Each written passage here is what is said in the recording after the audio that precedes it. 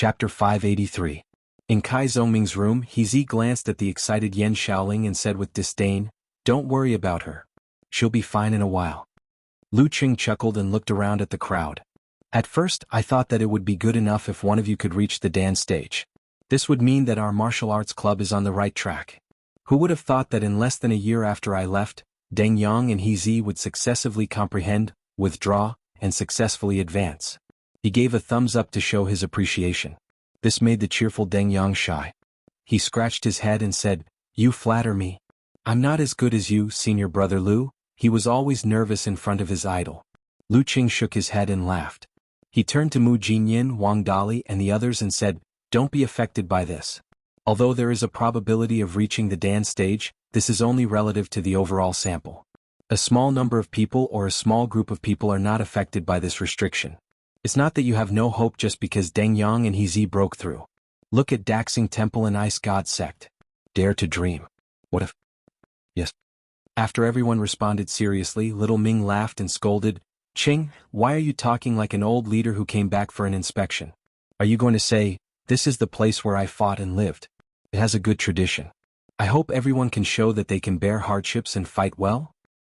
Talker, I think it's a pity that you don't want to be a crosstalk artist."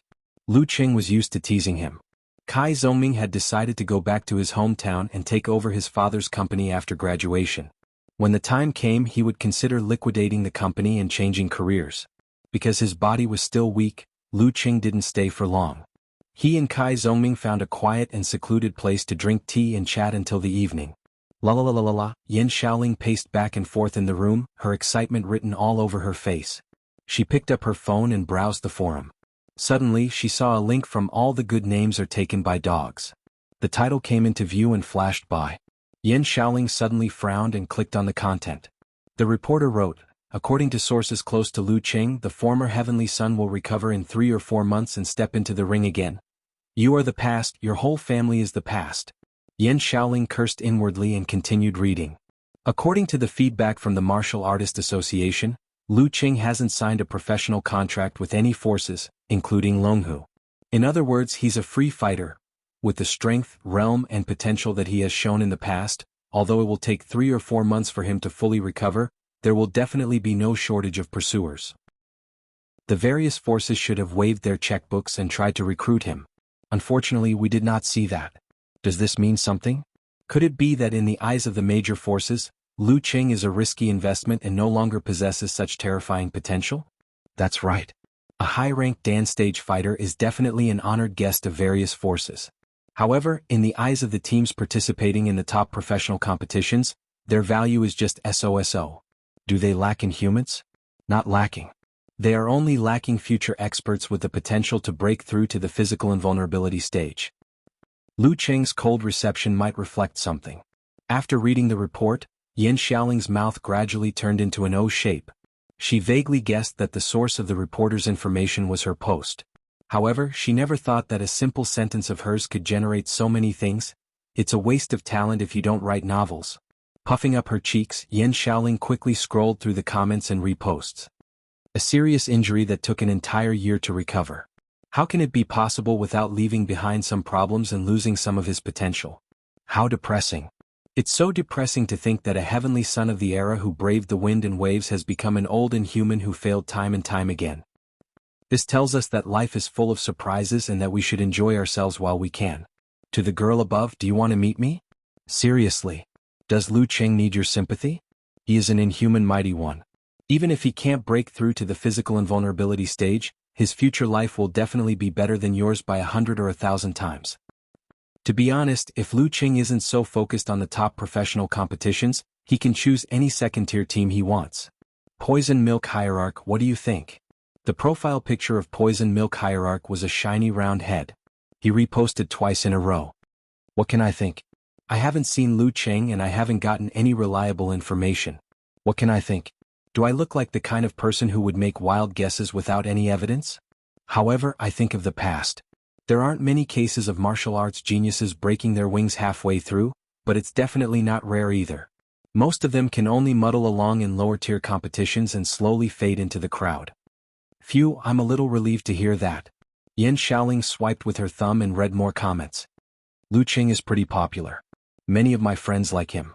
Even if he were to fight in second-tier professional competitions, I think he would still be able to make the headlines frequently and not fade into the crowd. Previous poster, you're wrong. There are only two kinds of martial arts fans like. One is a famous physical invulnerability mighty one, and the other is a genius with extraordinary potential who can break through to the physical invulnerability stage in the future. If Lu Qing were to remain at the inhuman stage for a decade or so, how many people would continue to like him? Every year there are new, talented, and even good-looking little fresh meat. Who would waste their energy on a has-been heavenly son? Let's not talk about a decade later. Just look at how quiet Lu Qing's fan forum is now after that Weibo post. How many people are still following him?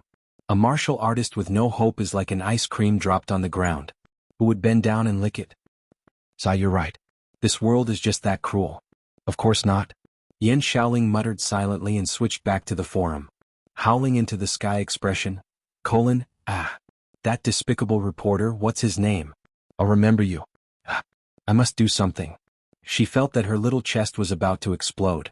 In the past she had seen news that slandered or made up stories about Lu Qing. Although she was very angry, it was never as bad as this because the source of the news was her post. Little Changya, calm down, calm down. Here there's a kitchen knife. Brahmin didn't understand the situation at first, but she didn't mind watching the show. Little Changya, Nye Chi said thoughtfully, you're in Moshang, right? I'm here too. Why don't we meet up and discuss what to do? I'm going to kill that reporter. Yan Shaoling was still in her own world. Sister Chi-Chi, do you want to meet up? Count me in. Count me in. I'm very close. I'm in my first year of high school. I can apply to watch the nationals. Brahmin chimed in excitedly. What are you talking about? Yan Shaoling was at a loss. After scrolling up and down she said, me too. Then let's ask the others. Lu Qing is about to enter the arena again. We have to do something. Nye Chi said with uncertainty. Yan Shaoling immediately at D. Unparalleled Dragon King, Wonton Seller, Naive Innocence and the others. Brahmin went to a few groups that had become quiet and asked repeatedly, Lu Qing is coming back. Lu Qing is coming back soon. Is there anyone who wants to discuss what to do in the forum? If not, I'll ask again later. For a moment they who were still active were full of enthusiasm and rejuvenated 100 times. Back at the halfway point of Yambing Mountain, Lu Qing also saw the news. He even received a lot of detailed messages asking about his recent situation. All of them replied with better than expected recovering. Shaking his head, he exited the news. After half a year of torment, he was already able to face such groundless descriptions with a better attitude. Except for the first sentence, the whole news was filled with imagination and I think. Even if he retorted, he wouldn't know where to start. If he was really full of flaws, then there would be no flaws. Moreover, the question of whether or not one had potential was not something that could be said with words. Arguing with a reporter in his field of expertise could turn white into black. At present, the only and best way to fight back was to find a way to make the great leap and become a mighty one with physical invulnerability. At that time, it would be the most powerful slap in the face. I'll work hard for my little fairy and for myself. Lu Qing put down his phone complacently. At this moment he received a message from Kai Zongming. Talker asked, are you coming to watch our match the day after tomorrow? Of course, I've already got a guest ticket, replied Lu Qing with a smile. In the hotel, Yan Shaoling and the rest cheered excitedly behind and beside Kai Zongming. 2 days later at 7:30 p.m. Xiling Martial Arts Stadium. Lu Qing entered through the guest entrance and walked along the passageway to find his seat. He didn't wear black-rimmed glasses or disguise himself. He appeared in front of everyone in his original appearance. This was the first time he appeared in public since his injury in August last year. He felt that he couldn't hide the fact that he had gotten a guest ticket from the reporters. Disguising himself would also be useless, and it would also expose his usual outfit. His face was pale and his footsteps were a little shaky. Along the way, Lu Qing received many looks of sympathy, pity, lamentation, and regret. He also received many looks of schadenfreude and those who didn't mind watching a show. After climbing mountains and wading through rivers, he finally sat down. He didn't care about the others and cast his gaze on the arena and the big screen. He watched the replays of yesterday's match, the introductions of today's team, and the advertisements. At 7:40 p.m., Lu Qing saw from the corner of his eyes that two people who looked like reporters were trying to approach. When he was about to order the security personnel to separate them, he suddenly saw the image on the big screen change and he appeared. That was the young and inexperienced version of himself when he stepped onto the arena. That was at the beginning of the Little Martial Sage Challenge tournament. What's going on? Lu Qing stared blankly at the screen, only to see the images constantly changing. It showed him fighting against Invincible Punch, being defeated by Iron Palm, winning against the former professional ninth pin Road to the Arena, and defeating Yi Yaoting with a terrifying outburst. Some were photos, some were clips, and all of them replayed the beginning of his martial arts. Next, Lu Qing saw himself defeating Yimo and putting his finger to his mouth. He saw himself losing to Zhou Jingquan. He saw himself defeating strong opponents to win the provincial youth tournament. He saw himself when he first met Peng Liyun. He saw himself when he tied with Ren Li. He saw himself when he finally defeated the Big Devil and lifted the Feitian Cup. He saw himself when he fought against the Inhumans during the King of Four Nations competition. This continued until he defeated the monk of Daxing Temple in the Battle of the Kings. From youth to vigor, from frivolity to maturity, all of his martial arts experiences were shown in Lu Qing's eyes. It also confused the reporters and the audience. At this time the video came to an end. Some people appeared alone, some in groups. Some were Yan Shaoling and Little Wonton, some were men and women he didn't recognize. Their backgrounds were different from each other, and their appearances were unique from all over the world. They appeared separately and shrank into a small frame, side by side. Finally, on the screen hundreds and thousands of people shouted in unison, shaking the whole arena. Lu Qing. As the reporters trembled, the opposite stands also burst into a shout. Lu Qing. Lu Qing looked over subconsciously. Then he saw Yan Shaoling, Brahmin with 2 ponytails and many familiar yet strange faces. A huge banner was held up by them on which the words were clearly written. You are here, we are here. End of main part. Chapter 584. Early June, Connecticut City, somewhere in the Holy Top Church. At the front of the church was a towering cross. The seats on both sides extended all the way to the door. Almost all the seats were filled with believers. The dome in the sky was grand and spacious.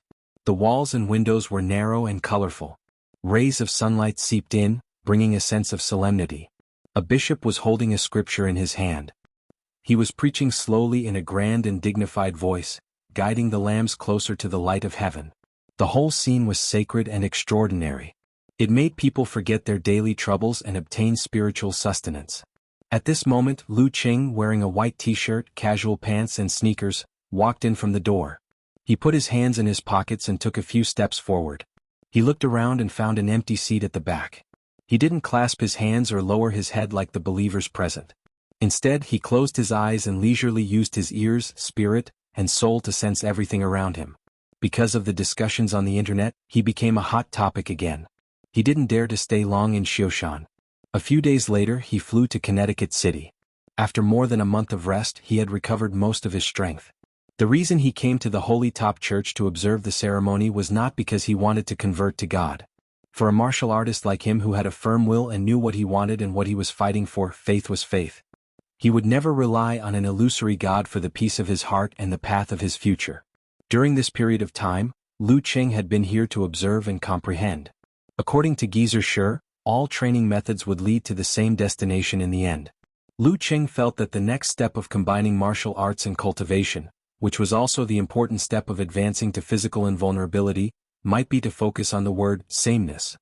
Because of this, he decided to broaden the scope of his study and not limit it to cultivation and martial arts.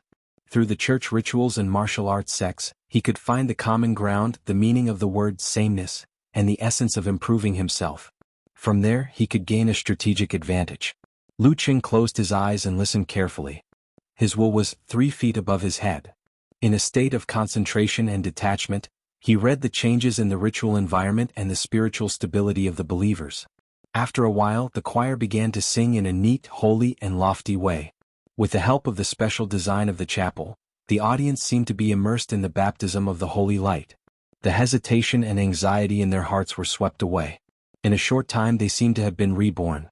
Lu Qing slowly opened his eyes and saw that some of the believers were already in tears. He could vaguely see milky white light rippling in the chapel, but it also seemed like an illusion. This feeling. He watched, listened, and experienced thoughtfully. He had some ideas, but he couldn't grasp the essence of it, let alone find any similarities. In a similar atmosphere, the ceremony came to an end. Lu Qing didn't stay any longer. He stood up, put his hands in his pockets and walked slowly to the door. A man sitting in the front row of the church happened to put down his hands and looked around as if he had sensed something.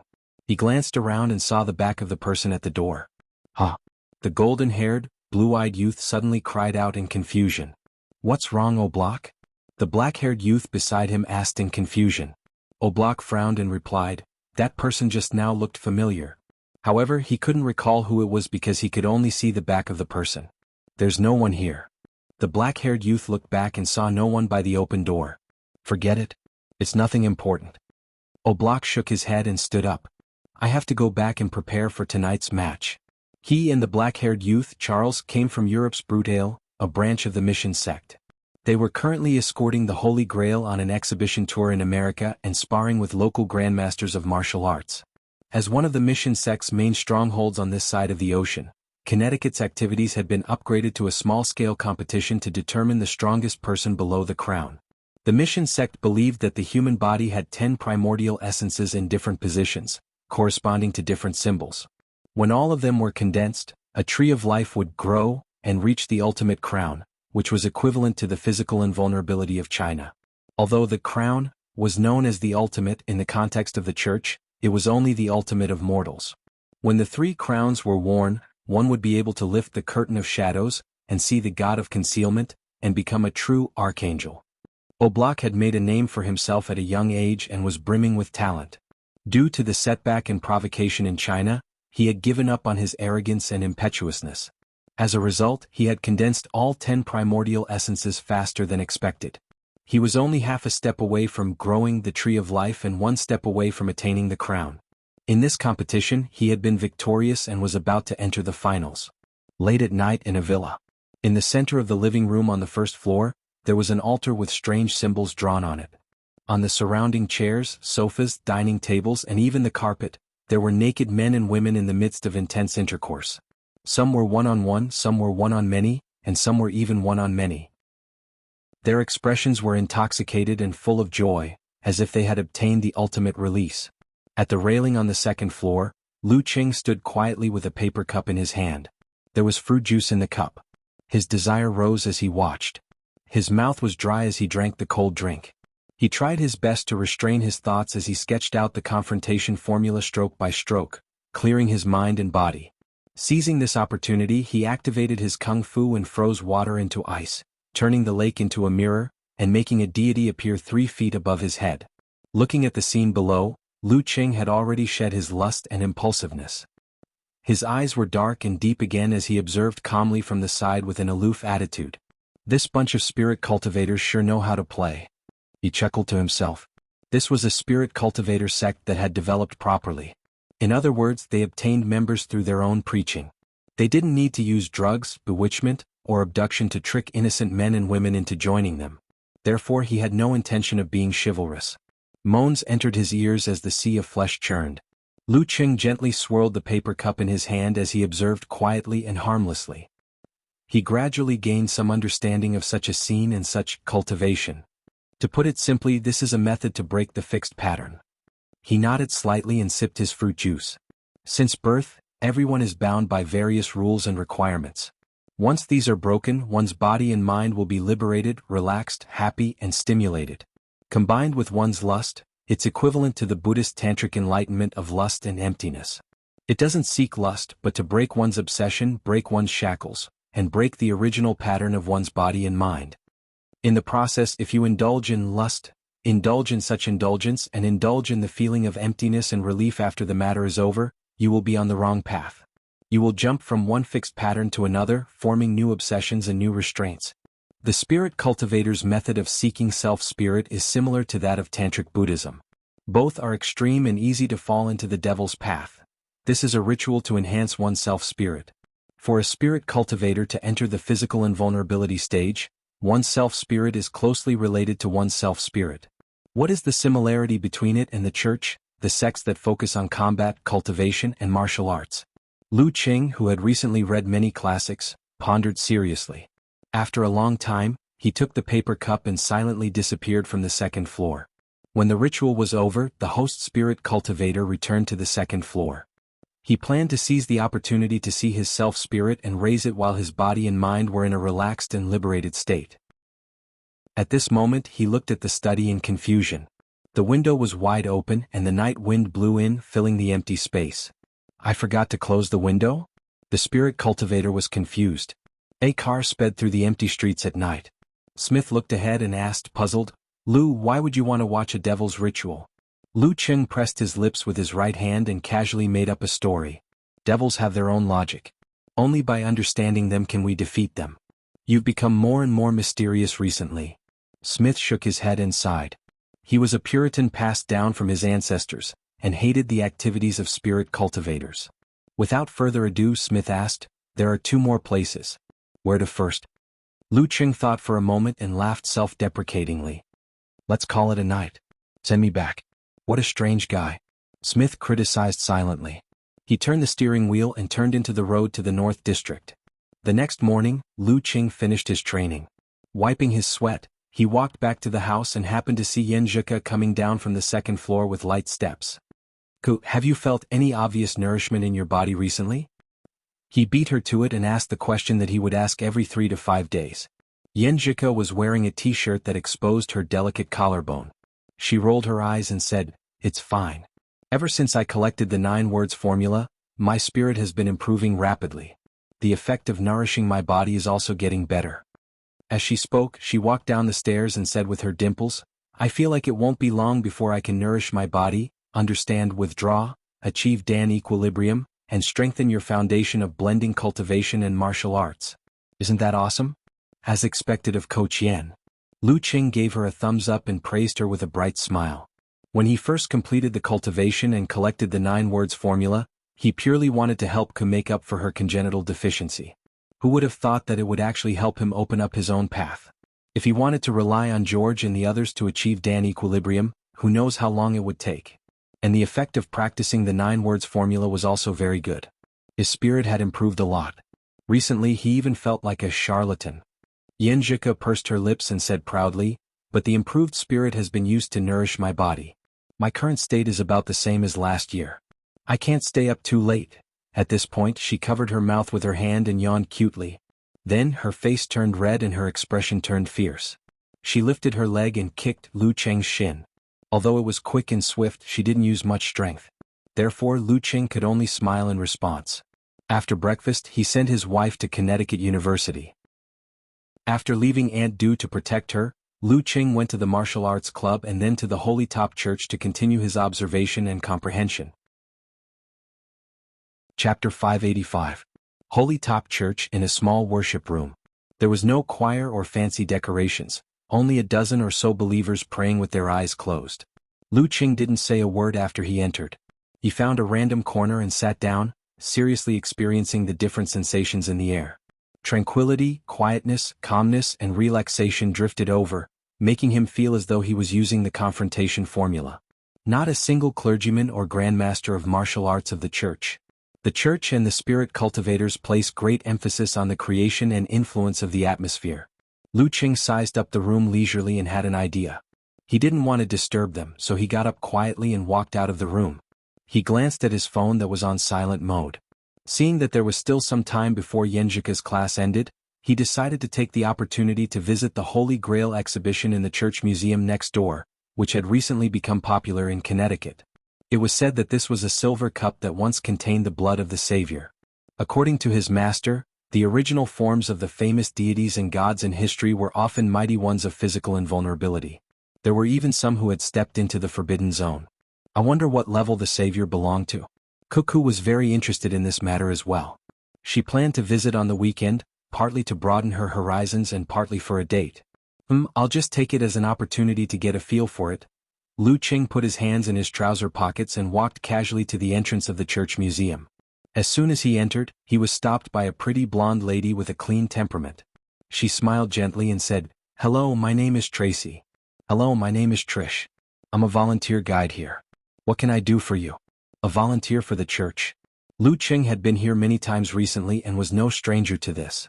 He waved his hand and smiled. "It's fine, I'm just looking around. Volunteers like this are all people who inculcate words like God, salvation, and beauty. I can understand their thoughts and feelings, but I'm sorry, I really don't like it. Compared to this, I'd rather listen to little Ming's crosstalk. The objects on display here are all related to the history of the church. It's hard to understand their true charm just by looking at them. The blonde lady, Tracy, didn't seem disappointed at being rejected. Her smile remained unchanged as she emphasized. That works too. Lu Qing thought for a few seconds and changed his mind.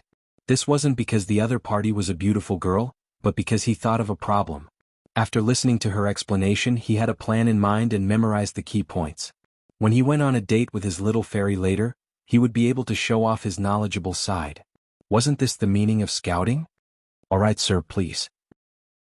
It's best if you look from Exhibition Hall number 1. This is the history of the spread of the Lord's Gospel, and also the history of the development of our church. Trish pointed to the far left and smiled sweetly. Lu Qing was indifferent. He followed the volunteer guide and casually stepped into exhibition area number 1. There were bulletproof glass display windows on both sides, inside which were various antique objects. These are the notes left behind by Saint Simon. Before the scroll of the Dead Sea was unearthed, it was the earliest document that recorded the gospel. Trish pointed at the mottled papyrus and said.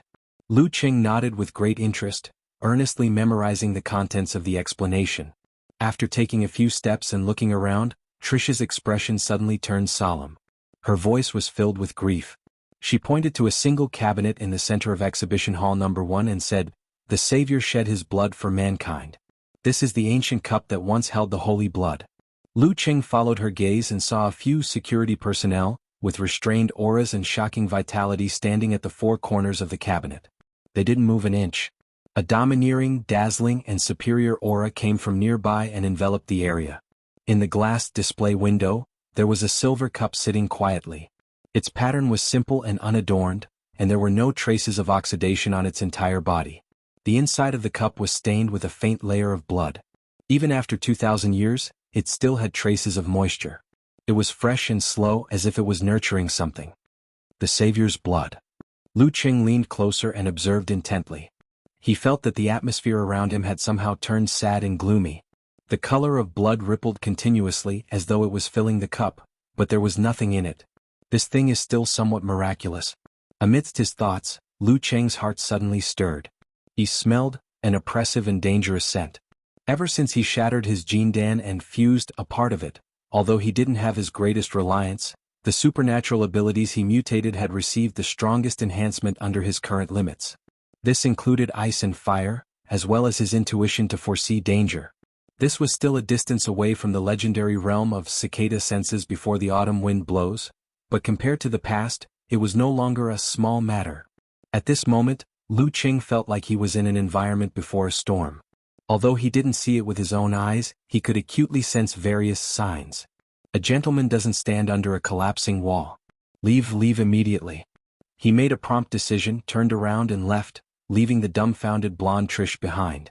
Sir, wait a minute. Did I make a mistake in my explanation? Trish chased after him and asked in puzzlement. I just remembered that I have something urgent to do, Lu Qing replied perfunctorily. After pausing for a moment, he continued, I have a few friends coming over soon. Can you help explain? Can I trouble you to wait in the lounge and not do anything else for the time being? Trish nodded happily. Sure, no problem. Lu Qing didn't linger. With his hands by his side, he strode back to the door, brushing past the blonde, blue-eyed youth who had come to take over his shift. Oblak glanced at him and entered the exhibition hall without much thought. His mind was filled with the finals that night. After a few steps, he suddenly paused and whipped his head around to look at the Chinese man he had just met. Lu Qing? Lu Qing. The Chinese heavenly son of China who made him taste the most bitter defeat of his life? Wasn't he heavily injured and half retired from the professional scene? Why is he here? The one I met at the chapel yesterday and found familiar is him too. In the midst of his thoughts, Oblak forgot his duty and instinctively turned around to chase after the figure that was about to disappear from his sight. His footsteps were accompanied by the faint sound of metal clashing against metal. After returning to Brudale from Gaofen, he had been paying attention to Chinese martial arts news. He finally found out who had defeated him and that he was a heavenly son of China who had received a lot of attention.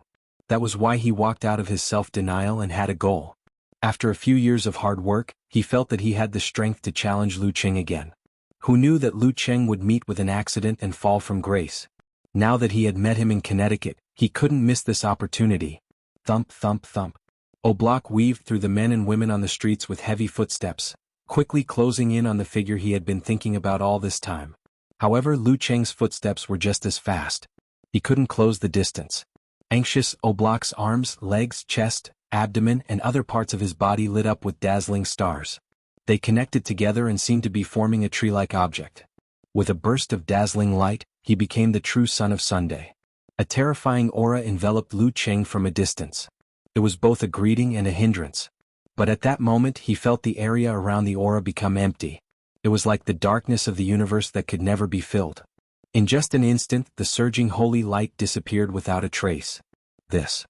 Oblak paused in surprise, his eyes filled with astonishment. In that short pause, Lu Cheng had turned into another street and disappeared from his sight. Oblak was about to give chase when he suddenly heard a loud explosion. He felt the ground beneath his feet tremble powerlessly.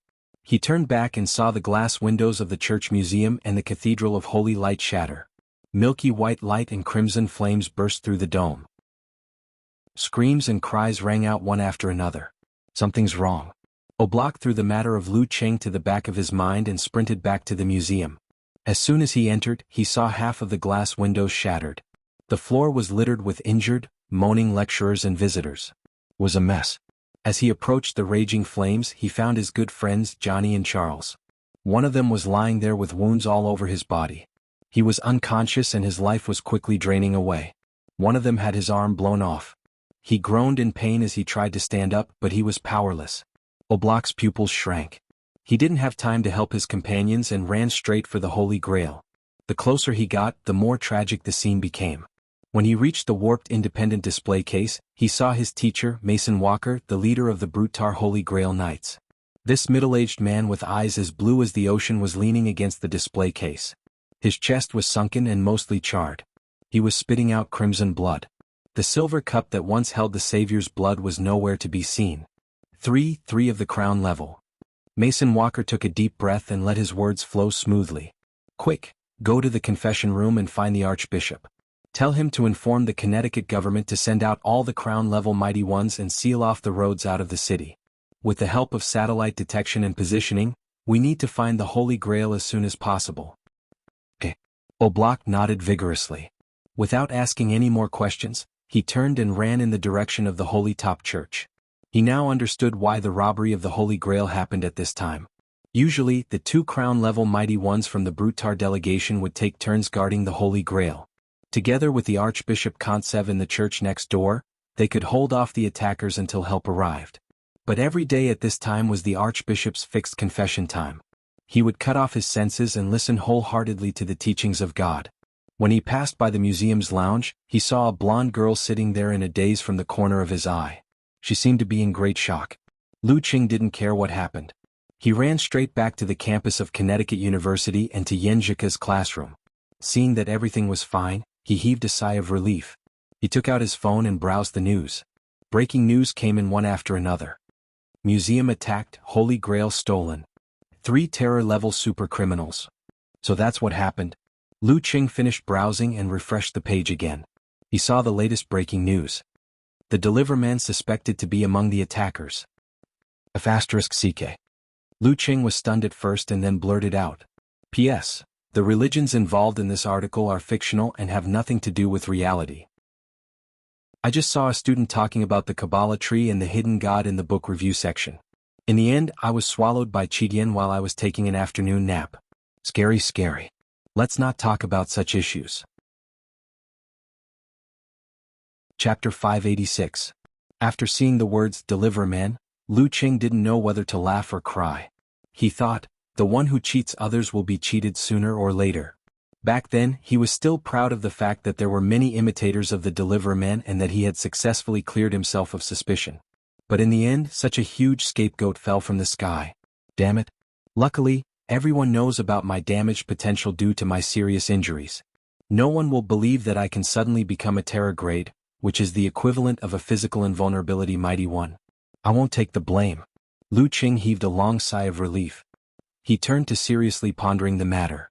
The more he thought about it, the more puzzled he felt. Strange? He muttered, frowning. There were two strange points. First, the greatest value of the Holy Grail was that it was stained with a little of the Savior's blood. It was of great symbolic significance and enlightenment to the various branches of the mission sect. For practitioners of other systems such as martial artists, it could at most be used as a reference to draw parallels. It was an item that was worth losing. As for the research institutions of major countries, they had no lack of similar items rooted in their own country. There was no need for them to get the Holy Grail. Second, the attacker chose to attack at a relatively busy time in the morning. This was indeed the time when the security system was most likely to be negligent. But it was also not a good time for them. It was too eye-catching and obvious. They couldn't kill people calmly, remove the surveillance, erase the traces, and eliminate the influence. They would definitely leave behind many clues. With so many physical invulnerability mighty ones in Connecticut and many with amazing means, they would be in great danger if they couldn't leave the area immediately. And it wasn't easy to escape from Connecticut immediately. No matter how fast a physical invulnerability mighty one could run, they couldn't outrun the speed of radio transmission. In broad daylight, the Connecticut government wouldn't be slow to respond. As long as they mobilized their so-called terror-grade mighty ones to cooperate with the police and the National Guard to seal off the main entrances and exits, check the strength of the passers-by, one by one, and prevent them from taking advantage of the situation. In addition, with satellites and other high-tech equipment monitoring the farmland, lakes, rivers, and other sparsely populated areas, it would be very difficult for them to leave the country without any means of control. In other words, this was a matter that risked many times more than the benefits. That was why the Brutal delegation dared to have the real Holy Grail on tour in America. Another purpose? Lu Qing shook his head slightly. He couldn't figure it out no matter how hard he thought about it. The Holy Grail had been in Brutal's possession for hundreds of years, but they had not produced any valuable results. Who would be willing to take the risk for an illusory hope? Since he couldn't figure it out, he couldn't be bothered to think about it. In any case, it had nothing to do with him.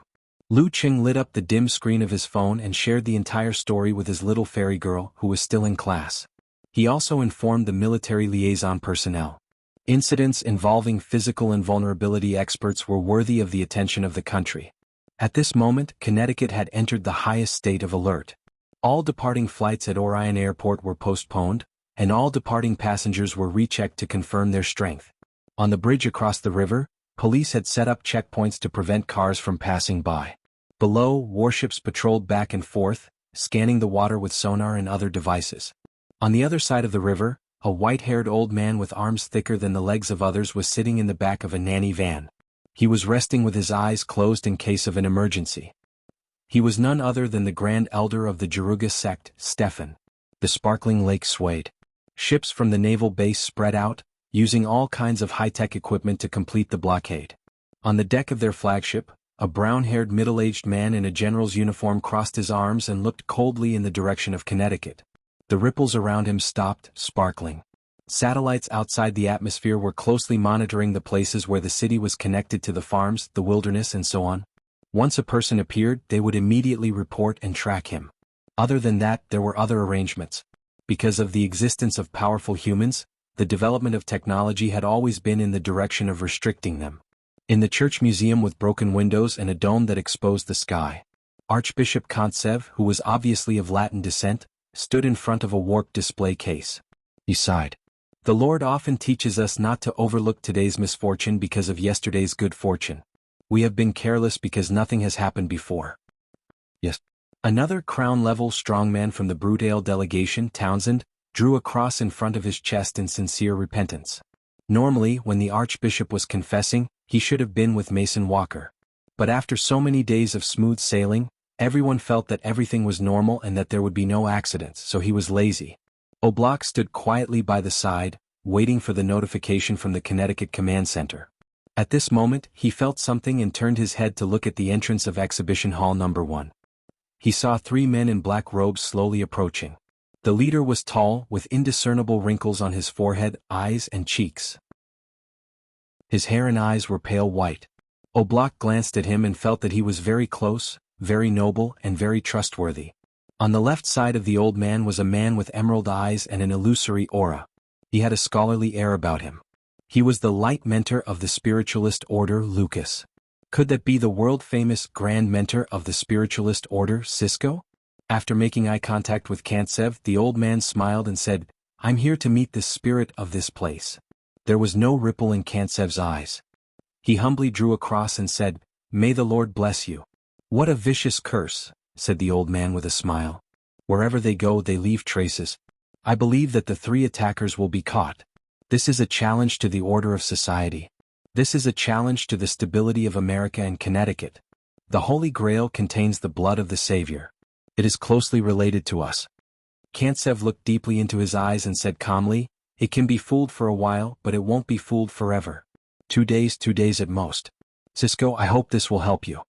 The grand mentor of the spiritualist order, Cisco nodded slightly and said no more. He focused on channeling to track down the culprits. In the bedroom on the 2nd floor, Yenjika, who was studying for her final exams, looked up and discussed the Holy Grail incident with Lu Qing, who was leisurely playing with his phone. At the end of the conversation, she gently thumped the table and sighed. "What a pity.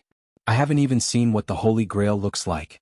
Due to their beliefs, the Holy Grail couldn't be photographed during the exhibition. They couldn't view it online unless they went to see it live. "It looks very ordinary." Lu Qing excitedly took a pen and paper and drew for Yenjika. After a few strokes, he handed it to her as if he was presenting a treasure. "That's it." Yenjika glanced at it and immediately pursed her pink lips to prevent herself from laughing out loud. After holding it in for a dozen seconds, she nodded solemnly. "Qing, your drawing skills? Your calligraphy is better than your drawing. My calligraphy is bad enough." Lu Qing shook his head in amusement. "I don't accept such compliments." Just as he finished speaking, he suddenly felt a throbbing sensation. He stood up with a thoughtful expression. "What's wrong?" Yenjika blinked her clear eyes. "We have guests," replied Lu Qing with a smile as he slowly walked to the door. After a few steps, he turned back and said to the girl, "Let's go down together. It's safer to be close to each other in case any accidents happen." "Okay." Yenjika nodded obediently and reached out to hold Lu Qing's left hand. When the couple reached the 1st floor, the girl and Aunt Du sat on the sofa in the living room while Lu Qing walked to the door and pulled it open. The door creaked open. Oblak, who was about to press the doorbell, froze. "Excuse me, is there anything I can help you with?" Lu Qing already knew what was going on. Beside Oblak, the white-haired, blue-eyed grand teacher looked over with a smile and spoke warmly. "Just a routine investigation." In that instant, Lu Qing felt an incomparable closeness and respect for the grand teacher. He wanted nothing more than to prostrate himself on the ground and confess his thoughts and repent of his past mistakes. With a change of thought, he outlined the confrontation formula and calmed his body and mind, dispelling the emotions that weren't considered negative. "If only I knew," replied Lu Qing with a smile. His gaze was calm and his expression was leisurely. To the grand teacher, he was like an ordinary auntie in the neighborhood committee, completely unaffected. Oblak was taken aback. Cisco asked calmly, "You've been going to the Holy Top Church a lot recently." "What?" "To find ways to calm my mind," answered Lu Qing truthfully. Lu Qing answered half truthfully and half jokingly. He then casually explained, "You should know that I've suffered a lot of serious setbacks this year." He was indeed looking for ways to break through to the physical invulnerability stage. Once he reached the physical invulnerability stage, his mind would undoubtedly find peace. Yeah, that's right. Lu Qing wasn't disappointed or pessimistic. When he talked about the terrifying setbacks that had almost forced him out of the professional circle, he spoke as if he was an observer. Not only was Oblak surprised, but even the grand teacher's eyes flickered. "In this aspect, us spirit practitioners might be more useful than churches," said Cisco casually. "So, why did you go to the museum to see the Holy Grail today?" Cisco asked casually before asking, "Why did you go to the museum to see the Holy Grail?" "Out of curiosity. For reference. I was supposed to go with my girlfriend on the weekend, but I happened to be free in the morning, so I decided to take a look in advance to prepare for our date," said Lu Qing frankly. The grand teacher paused for a few seconds. His eyes flashed and he said in a low voice, "You left suddenly before the attack. Did you know something beforehand?" Lu Qing smiled with a heart as cold as ice. "According to my data, I have 3 superpowers. One of them is the ability to foresee danger. Because I didn't know what kind of danger it was, I could only leave first and warn you later. This may seem selfish, but I don't think it's a crime, right?" Cisco nodded slowly and asked for confirmation. "In other words, before the crown-level Mason Walker discovered the danger, you already predicted it?" Oblak subconsciously held his breath as soon as the words left his mouth. Lu Qing nodded calmly. You could say that. P.S. Hey, I'll update in advance for you guys today. Looking for monthly votes. Chapter 587. You can say that? As the disciple of the crown-level Mighty One, Mason Walker, O'Block felt humiliated by Lu Cheng's reply. However, when he looked up, he saw that Lu Cheng was neither arrogant nor boastful. Lu Cheng was describing the menu calmly, as though he was describing what was on the menu tonight. This wasn't boasting or bragging. It was the truth. O'Block took a deep breath and told himself that blacksmiths were good at forging, tailors were good at making clothes, and everyone had their own unique strengths. A king wasn't better than a commoner in every aspect. After quietly listening to Lu Cheng's reply, Grand Teacher Cisco smiled. I understand. After that, he nodded and left the door at an unhurried pace. O'Block was in charge of the aftermath. With a solemn expression, he said to Lu Cheng, "That's all for questioning. Thank you for your cooperation. If necessary, we will visit again." Since the Grand Teacher didn't say anything, it meant that Lu Cheng wasn't lying. Okay. Lu Cheng nodded casually. O'Block stared at him deeply. Without another word, he turned around and chased after Cisco. Originally, he wanted to take this opportunity to bring up the matter of a challenge. However, the first reason was that the Holy Grail had been stolen, which was a serious matter. As a member of the Order of Knights, he couldn't just think about his personal matters and ignore the bigger picture. The second reason was that he suddenly felt uncertain in his heart, as if he had lost his confidence. That was why he didn't say anything even though he wanted to. Although Lu Cheng isn't at the crown level, he's still at the same level as me. However, he's a level higher than me. He has a sense of transcendence. O'Block's face darkened as he entered the car. After watching them leave, Lu Cheng closed the door and returned to the living room. Yinjika stood up and leaned over. She mimicked Lu Cheng's tone and said, "You can say that. Cheng, you're really awesome." "Why do I feel like you're mocking me?" Lu Cheng looked at Ku amused. "That guy just now was O'Block, the one who came to Gaofen before. I saw in his eyes that he wasn't convinced and wanted to fight me again. I had no choice but to put on a show to scare him away. Otherwise, with only 70 to 80% of my strength, I might not be his match." Skill, bluff. Yinjika rolled her eyes. "You still remember who he is?" "Of course. Those were the days when we traveled freely. I'll never forget it." Lu Cheng laughed. "The moment I saw the Brudale delegation, I remembered him.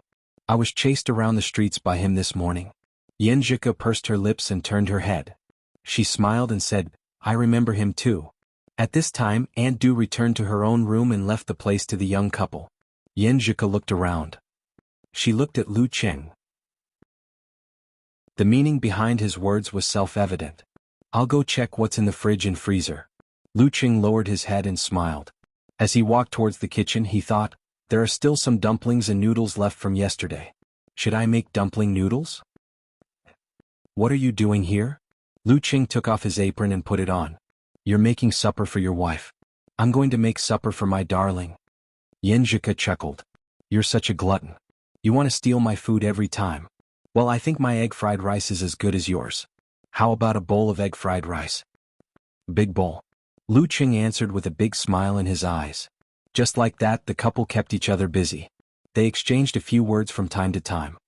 Ching, are you going back to Songqing soon?" Yinjika asked as she cracked the eggs. "Yes, I have to go back and get the certificate. I even skipped the oral examination, so I can't skip this. Besides, there's another thing that needs to be settled, you know." Lu Cheng looked at the pot of boiling water and added fuel to the fire. "Then I'll go and meet Dirty Tong and the others," Yinjika said happily. She paused for a few seconds and bit her lower lip. Then she said with melancholy, "I'm going to start learning from my tutor next semester.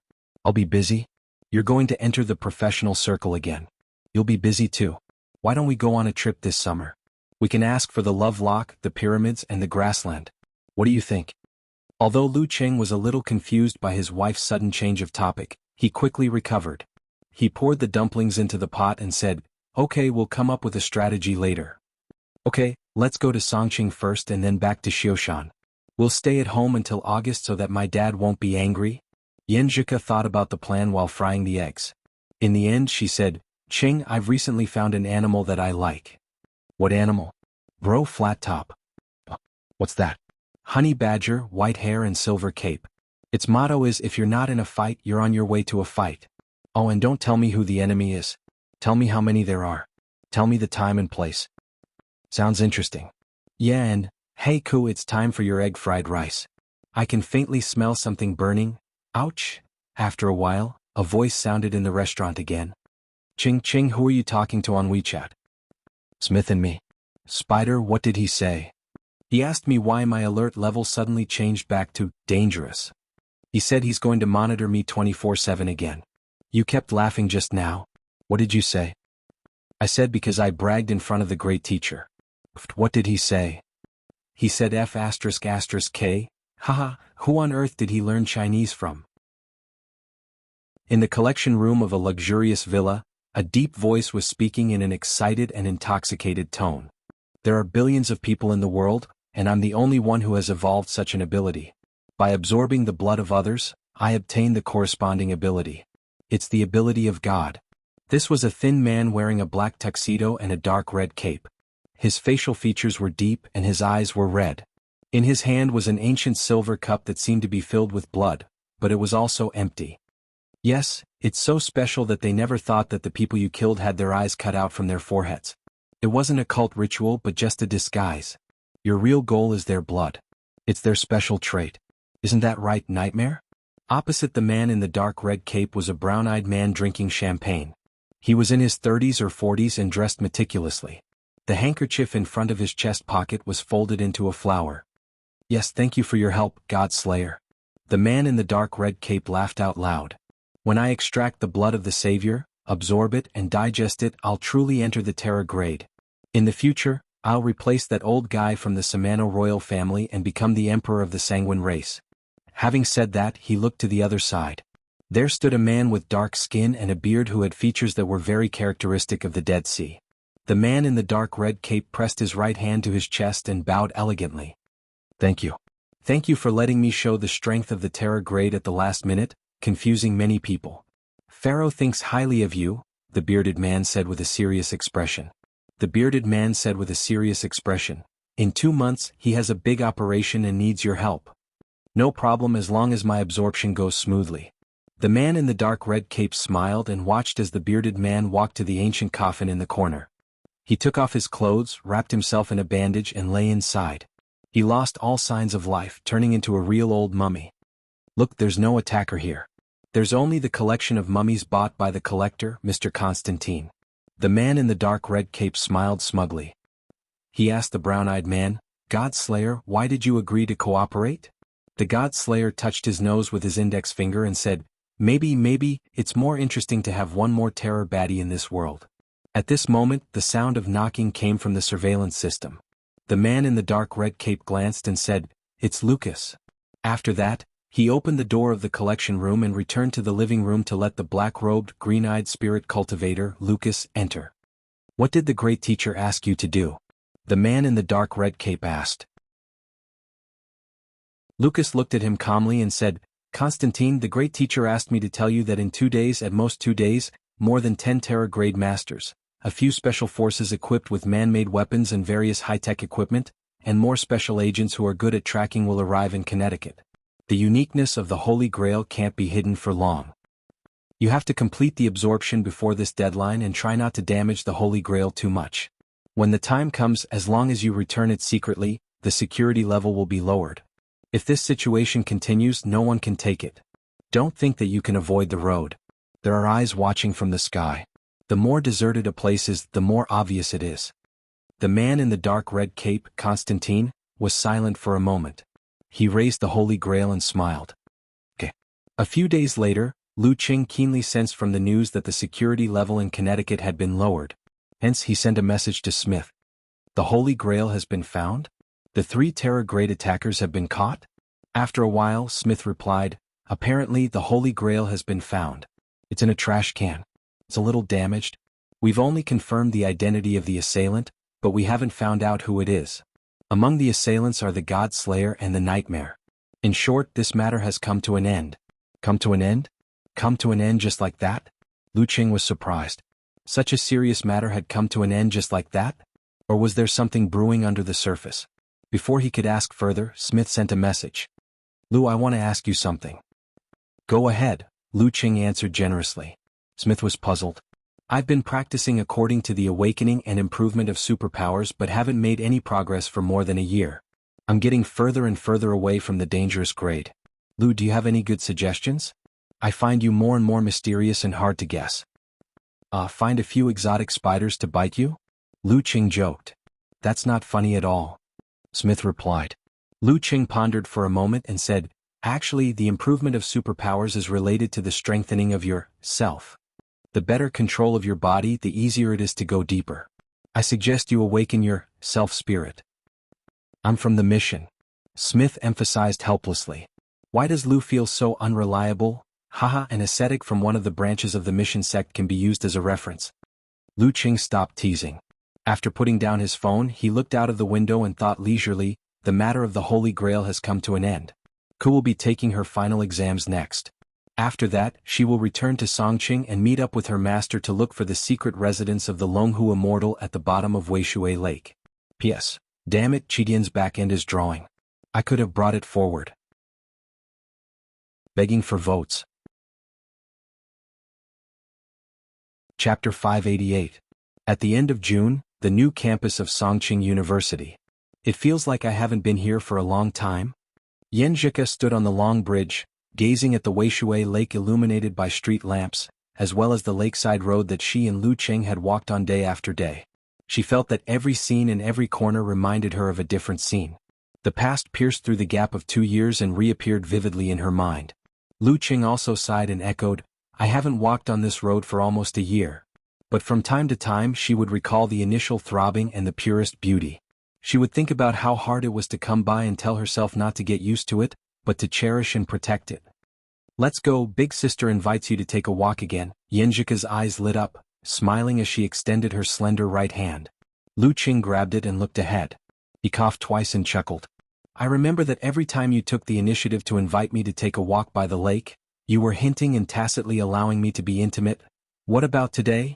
Yenjika's eyes widened and her mouth was half open. Her pretty face couldn't help but blush. No way. It's all because you're such a hooligan. I'm not going to take a walk with you, she added bitterly as she tried to pull her hand back. However, Lu Qing's grip was so tight that she couldn't break free no matter how hard she tried. She had no choice but to grit her teeth and follow him from the other end of the bridge to the lakeside. She followed the memories of the past, crossed familiar scenes, and wandered the intertwining journey between reality and illusion. Holding hands, first kissing, the girl taking out the tissue and the boy cleaning the wooden bench, the casual gossip, the inexperience of sneaking a few kisses every night after taking a stroll. Suddenly, Yenjika and Lu Qing seemed to have walked into the gap between the past and the present. Luckily we're still together. Otherwise it would definitely be very, very regretful. Yenjika suddenly said and sighed with emotion. That kind of regret would be a wound that wouldn't heal for the rest of their lives. Lu Qing's fingers moved slightly and tightly interlocked with his little fairies. He solemnly promised, we'll always walk on this road. Yes, yes. Yenjika nodded vigorously. After a few more steps, Lu Qing pointed to the side of the road and chuckled. This is where I found Qingyu and the golden core. Here? Yenjika's eyebrows relaxed. She looked over curiously and whispered. She stared at it for a few seconds, then suddenly turned sideways to face the lake. She put her palms together, closed her eyes and began to chant. What are you doing? Lu Qing asked blankly. The girl's dimples appeared. She pursed her lips slightly and smiled sweetly. I'm thanking Qingyu. If it wasn't for it, a certain idiot might have retreated on his own. This is the cause of everything. It probably won't like you saying that. A bad life is better than a good death. Lu Qing laughed and shook his head. Then he cleared his throat and said, the real reason was that I saw you standing outside the martial arts club in your Han Chinese costume and finally plucked up the courage to strike up a conversation with you. Otherwise, I wouldn't have come running by the lake. Yenjika rolled her starry eyes and asked him back with a funny smile, could this be the lyrics of the song, just because I took an extra look at you in the crowd? Her voice was clear and delicate and her voice was beautiful. Lu Qing listened with a smile and teased, Cuckoo, are you whispering sweet nothings to me? If you say so, then so be it. Yenjika put her hands behind her back and walked forward lightly. The couple circled the lake, revisiting the places where they had been intimate before. After calming down the heat on their faces and the rhythm of their breathing, they finally waited for Geyser Shi. He was still old, but the frequency of his coughing had obviously decreased. Although the 9 words formula had not completely healed his old injuries, it had eased him a lot. Let's get into the water. If you didn't mention it, I would have forgotten about it. Sure, Jianghu admitted frankly. Yanjika covered her mouth and laughed. She felt that this pair of master and disciple were very similar in some aspects. They were a family and they would enter the same house. Am I scolding myself, unreliable old man? Lu Qing thought to himself. He took out his phone, wallet and other things and handed them to his wife. After thinking for a moment, Geezer sure felt that there was no need to pretend to be a master. He also left his phone behind and walked into the lake step by step. The cold air around him condensed into crystals, as if it was going to freeze his body but not affect his movements. Lu Qing imitated him. After taking a deep breath, every inch of his skin shone with cold light. The master and disciple walked further and further away. Less and less of their body parts were exposed to the water. Finally, they steadied their center of gravity and completely disappeared in front of Yanjika. Light rippled around him and a faint pressure came. Lu Qing let his body enter the embryonic state, just like when he practiced underwater to seek the mutation of his root pulp. At his current level, there was no problem for him to stay underwater for 10 to 20 minutes. In the swaying of the lush water plants, Geezer Sher's mouth opened and opened, stirring up ripples. The ripples flowed to Lu Qing in circles and brought a voice that seemed to come from the horizon. The bottom of the lake is quite big. I did a rough search last time and didn't find anything. Are we going to search inch by inch this time? Lu Qing replied in the form of voice transmission. Master, think about it. The black carp swallowed the Jindan and it must have acted up on the spot.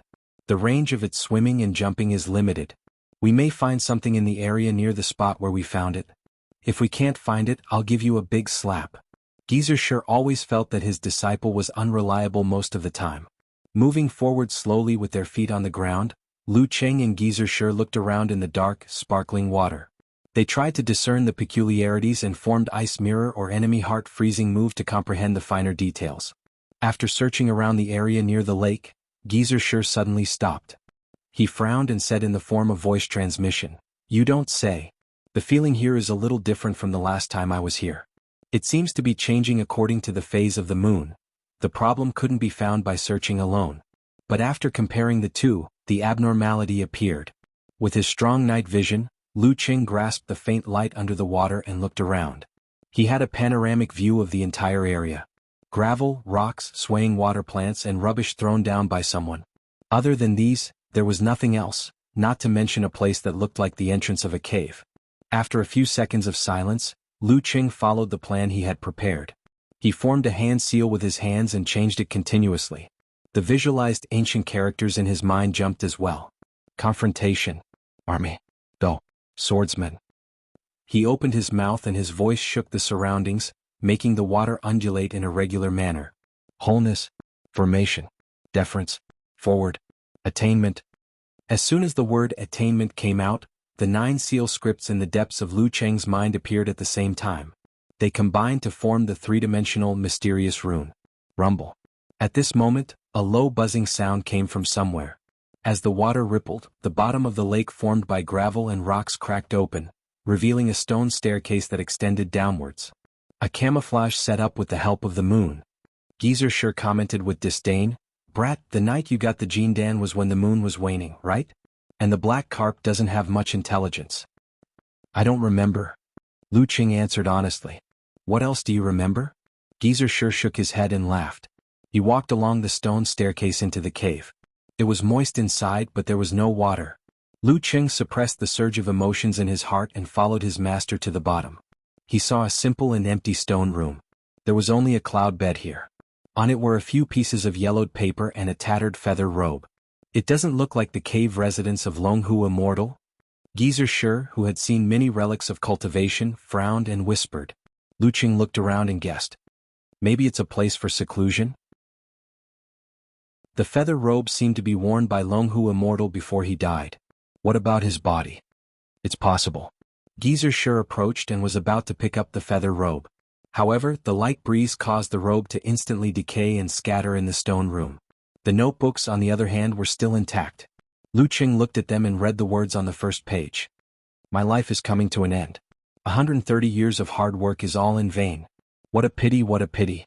Predecessors sought the independence of the soul and tried to give birth to a baby in the Jindan. They wanted to break free from the shackles of the body and travel between heaven and earth. Unfortunately, for thousands of years, no one succeeded. I didn't follow this path. I imitated the immortal world to form the Jindan and sought longevity. However, the road ahead was boundless and full of dangers. It ended here. Geezer sure flipped over the other pages and read quickly. At the end, the master and disciple finally understood what Longhu Immortal did and why his Jindan was preserved until today. According to what Longhu Immortal said, once a cultivator passed away, the Jindan that lost the control of the spirit would either quickly lose control and explode, or barely maintain the balance and dissipate quickly. He used ice and fire to imitate yin and yang and the starry sky to form the Jindan. He wanted to reflect nature and rotate in balance, hoping to be immortal like heaven and earth. Because of this, before he passed away, he decided to give it a try. That was to reverse the spirit and feed the body back to the body, so that the body would be completely destroyed.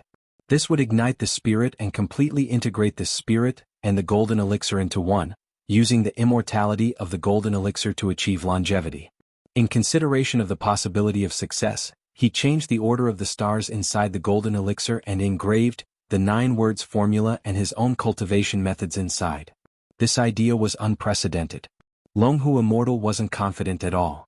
Before he tried it, he wrote down notes for his friends to refer to as a trial and error.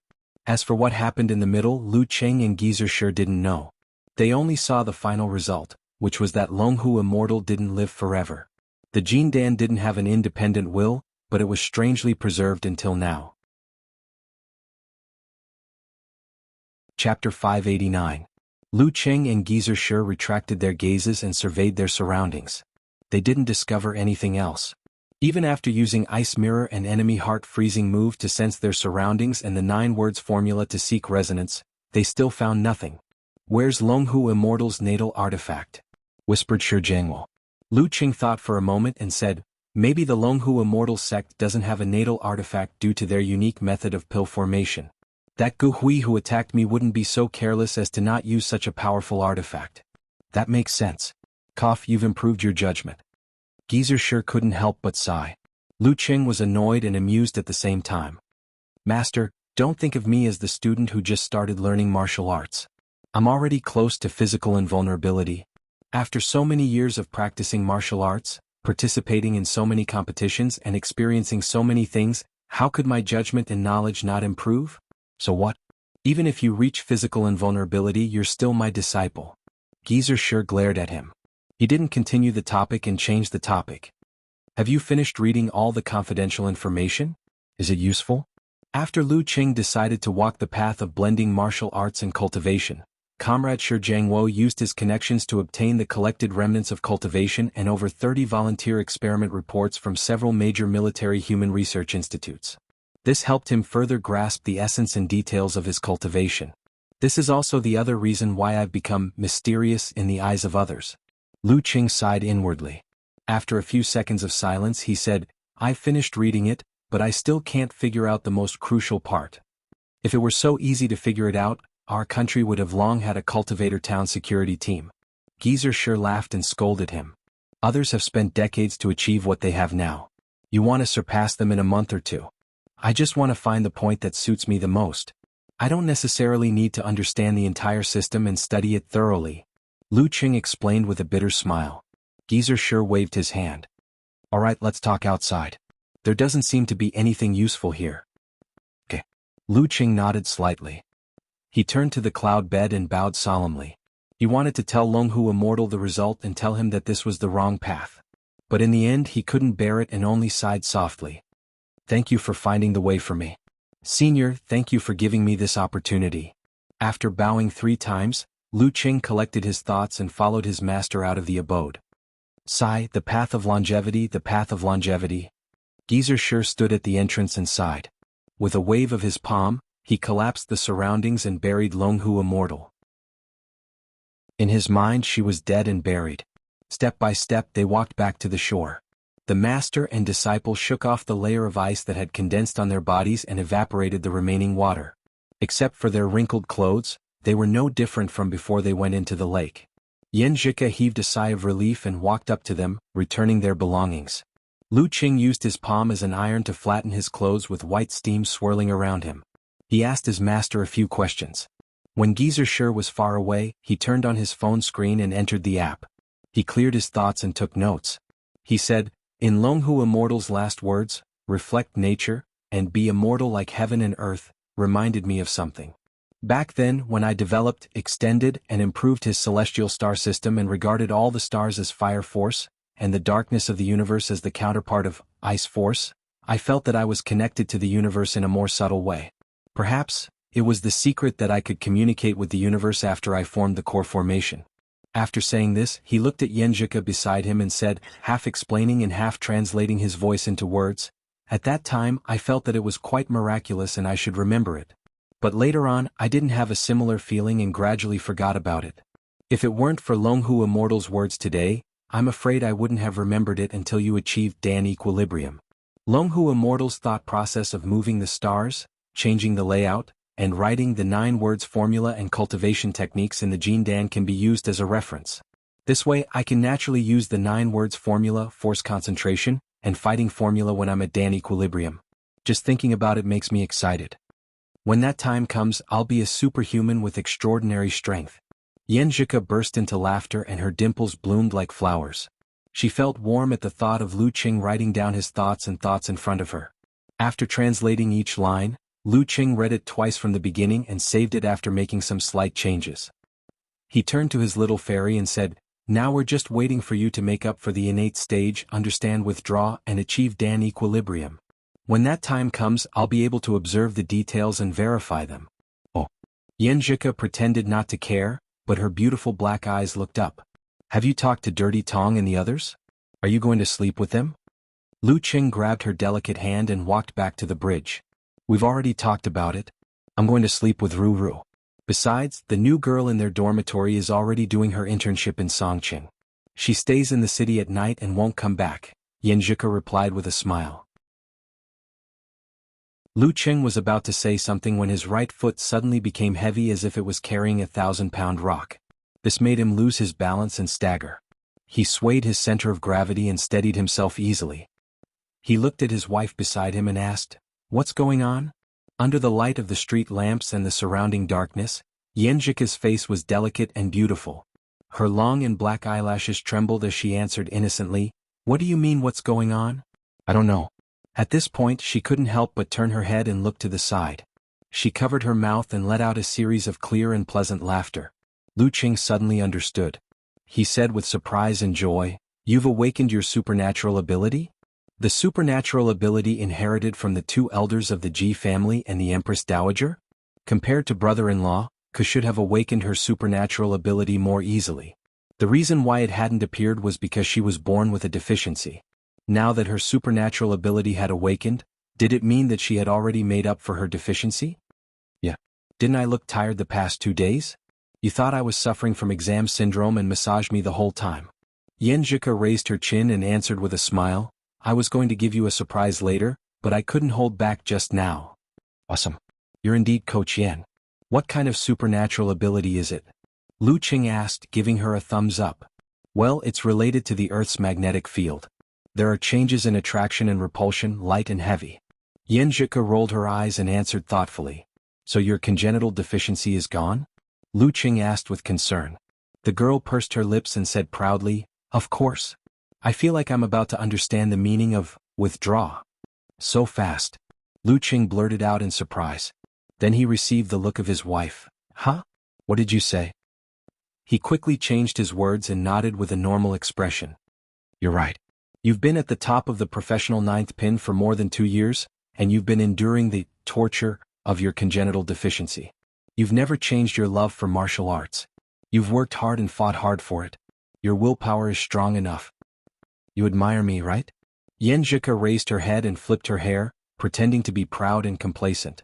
She added silently in her heart, "I practice martial arts not only because I like it, but also because I want to accompany you and do something for you.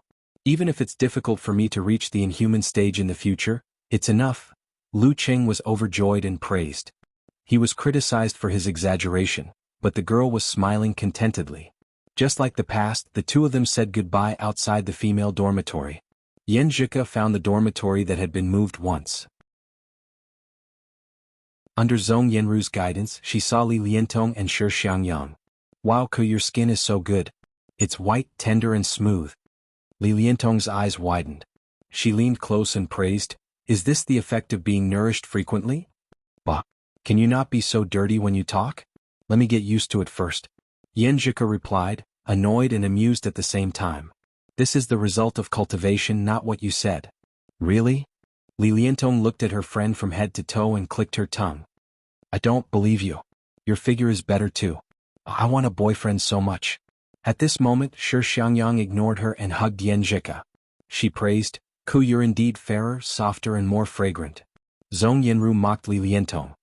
Dirty Tong has always been ambitious and incompetent. She has a lot of theoretical knowledge, but she doesn't dare to put it into practice at all. I don't like those who like me and I don't like those who like me. What can I do? I'm also very desperate. Li Liantong spread her hands and answered. You have to try if you like those who like you. How do you know if they don't like you if you don't try? My silly Qing always says, what if? Yan Zhika reminded him, exasperated at his failure to meet her expectations. Li Liantong was about to answer when she suddenly remembered her friend's words. She thought for a while and asked in confusion, Ku, what did you just say? Cultivation? Have you been reading too many novels? Do you think I'm stupid? Cultivation is different from martial arts. For ordinary girls, they can only cultivate their spirit and use their spirit to nourish their body. Although they can't cultivate much strength, their skin will be better and whiter, and there won't be any pimples left. Yan Zhika described. When Lu Qing was at his lowest point, he thought of starting a simplified cultivation beauty class, but he didn't have the mood to think about the details. When the sequelae were cured and his strength recovered, he didn't need to do this. Instead, he gradually improved the class in his daily discussions with Yan Zhika, making it easy to get started and not difficult to cultivate. Of course, he didn't expect to strengthen his body very well either. Really? Li Liantong, Zhong Yanru and Shi Xiangyang asked in surprise and doubt. Qing did it? His martial arts are mixed with cultivation. Yan Zhika nodded with a solemn expression. Wow! Li Liantong exclaimed. Can we practice it? Of course, Qing specially made it simplified. Yan Zhika answered with a little pride. I want to make a portrait of your Qing. Sooner or later. Li Liantong paced back and forth excitedly. So did Zhong Yanru and Shi Xiangyang. Don't be like that. He's still alive. Yan Zhika covered her face and laughed. After 10 minutes, Li Liantong, Zhong Yanru and Shi Xiangyang sat cross-legged on their respective beds. Yan Zhika made hand seals and constantly changed the position of her feet. Confrontation. Confrontation. Confrontation. Seeing that Dirty Tong and the others had calmed down and obtained a tranquil state of mind, Yan Zhika withdrew her stance and glanced left and right. She felt the same as when Lu Qing saw a group of foreigners wearing Taoist robes and practicing cultivation. Why do I feel like they're spreading a cult? Chapter 590. Kai Zongming and the others had moved out of the dormitory because of the new students moving in and the use of the West Dormitory garden. However, Lu Qing was still an intern, so a bed was reserved for him. At the door of room 502 Unit 1, Building 6, he heard the noise and the strong smell of alcohol before he entered. Tomorrow and the day after tomorrow are the graduation photos and certificates. Are these guys going crazy for the last time? Lu Qing smiled and pushed the door open. Kai Zongming was holding a paper cup in one hand and a small bottle of Red Star Erguotu in the other. He was not surprised to see his bad friend come back. He looked at him up and down and said, Qing, you've recovered pretty well. I didn't know you were hurt before. You didn't believe me when I told you last time, replied Lu Qing with a smile. He extended his hand and patted Little Ming's shoulder. Little Ming jumped, grimaced in pain and almost staggered. You're taking revenge. How long has it been? You still remember? Kai Zongming moved his arm angrily. Revenge is a dish best served cold. You're going to go home and be a tycoon. You won't get another chance like this again, said Lu Qing half jokingly and half emotionally. As they were about to leave school, most of their former roommates had found a home. Zhao Chang had successfully applied for postgraduate studies and had begun to take private jobs. Zhang Jingye had his wish fulfilled and stayed in Songqing. He had entered a branch of a large company. Although the company was famous for its overtime work, the salary was really good. Old Qiu Zhigao had received several offers but he was not satisfied. In the end, through Qin Mo's relationship, he entered a local private enterprise. The salary was not high, but it was good that he stayed in a big city. Mao Yuanxing and his girlfriend both went to a foreign company. Qin Mo got a venture capital from his father and planned to start a business first. Currently there were two directions. One was to form a team and promote the giant company. In the meantime he would do his own products. For example, when he persuaded the restaurant chain to accept mobile payments, he would give back his own part to the merchants and build a closer relationship with them. This would pave the way for him to sell the cashier software later. Of course, this was not the only way. The second was to invest in a local third-party payment company. Although it was currently a battle between two major powers, there were still many scattered companies. Just like some chess and card websites, large amounts of gambling funds could be easily checked. Using the official payment method was the same as courting death. Then they would find similar third-party payments and use methods like topping up to avoid the goal of achieving the goal of money laundering. As the saying goes, every snake has its way and every mouse has its hole. When Lu Qing heard Qin Mo talk about this before, he had a whole new level of respect for him. He didn't expect this rich second generation who usually fooled around to be so smart. Of course, when it came to starting a business, it didn't necessarily mean success with ideas, funds, and connections. On this road, many seniors had fallen. So far, only Tang Wen, who was addicted to games, hadn't found a job. But he didn't care too much. After all, he had passed the Qinghai exam. Everything was fine. After chatting with everyone about their recent situation, Lu Qing took out a paper cup and poured hot water into it. It was slightly cold. He looked around and said, "We have graduated and stepped into society. I hope we can all fly higher." Fly higher. The half-drunk Zhao Chong, Qiu Zhigao, and the others shouted complacently and excitedly. They gulped down the wine in their cups. After throwing water bottles and all kinds of unwanted items at each retention event, they all went limp and fell into silence. It wasn't clear whether it was because they were drunk and confused, or because they were melancholy that they could never go back to being young and frivolous. Lu Qing looked around and laughed softly.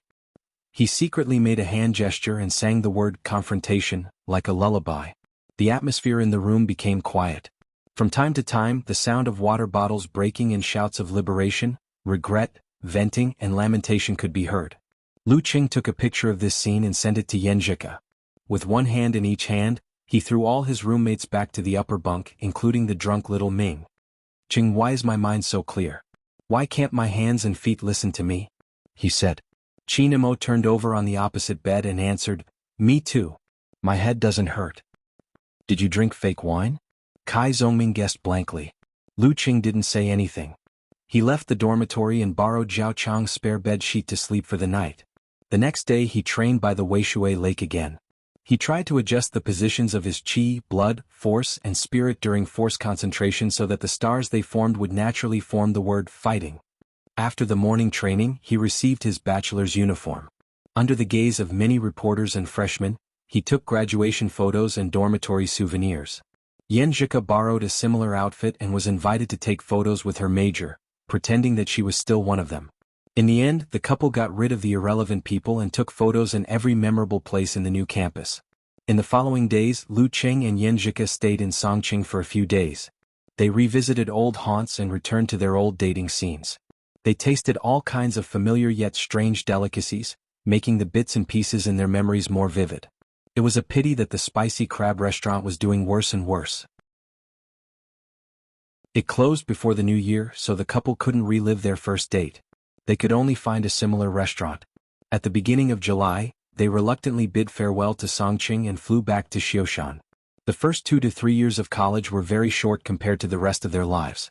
However, in Lu Qing and Yanjika's hearts, it was the beginning of the baby bird, opening its eyes and seeing the world. None of the memories could be forgotten. They would be engraved in their bones. Carrying his luggage and stepping into the house, Lu Qing was asked as soon as he saw his mother, "Where's Zhika?" "I'm your biological child," Lu Qing replied, amused. "Mom, Zhika has been in America for half a year. She has to go home. She'll come over for dinner tomorrow night." "Okay, I'll go to the market tomorrow morning." "Why are you back so late?" "The food is cold. I'll heat it up for you before you eat." Chi Fang nagged. She picked up the plate and walked into the kitchen. "I'm late," Lu Qing explained with a wry smile. Lu Jisheng picked up the thermos and sized his son up. "You've recovered well. Are you hungry? Eat first. I'll go out for a walk." He said the last sentence very softly to prevent Qi Fang from hearing. As soon as Lu Jisheng went out, Qi Fang poked her head out and asked, "Cheng, did your dad go out?" "Yes." Lu Qing didn't help to hide it. "Your dad is really too much. Is he so addicted to chess? He can't even sit still. If he wasn't waiting for you, he would have gone out after dinner." Qi Fang nagged and retreated into the kitchen. "In order to wait for me, Dad deliberately postponed the chess game," thought Lu Qing, flattered. He waved to his two cousins on the sofa, Qi Yunfei and Qin Xiaoxiao. Then he turned around and walked to the dining table. He took a photo of the dishes that didn't need to be heated and sent it to Yanjika. "Do you want to eat?" "Me too." Yanjika added a picture of a table full of food with an emoji of, "Come on, let's hurt each other." Lu Qing couldn't help but laugh. "Brother Lu Qing, are you chatting with sister-in-law?" Qi Yunfei looked more beautiful and cute with her short hair. Her college entrance exam results were average, only good enough for an ordinary university.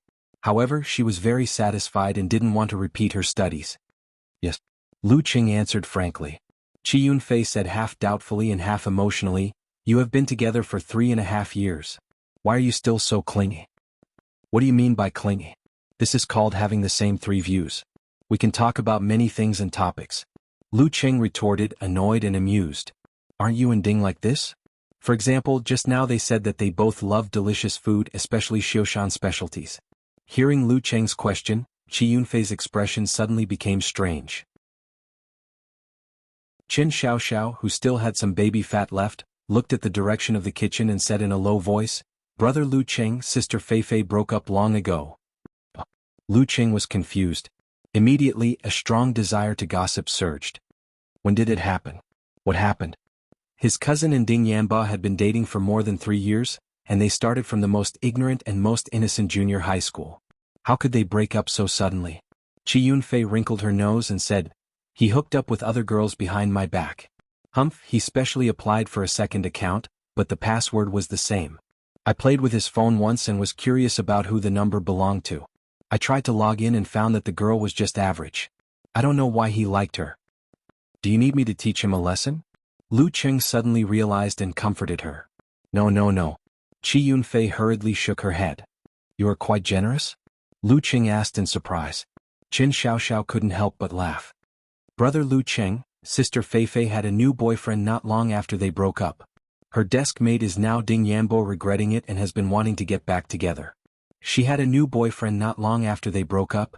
Lu Qing sighed and laughed at himself. "I really don't understand you young people." After dinner, Lu Qing helped to clean up the table and sat on the sofa. While chatting with his two cousins, he thought about how to spend this month in Xioshan. Look for Fatty Jiang? He didn't have summer holidays anymore. He had officially joined a company in Huaqing.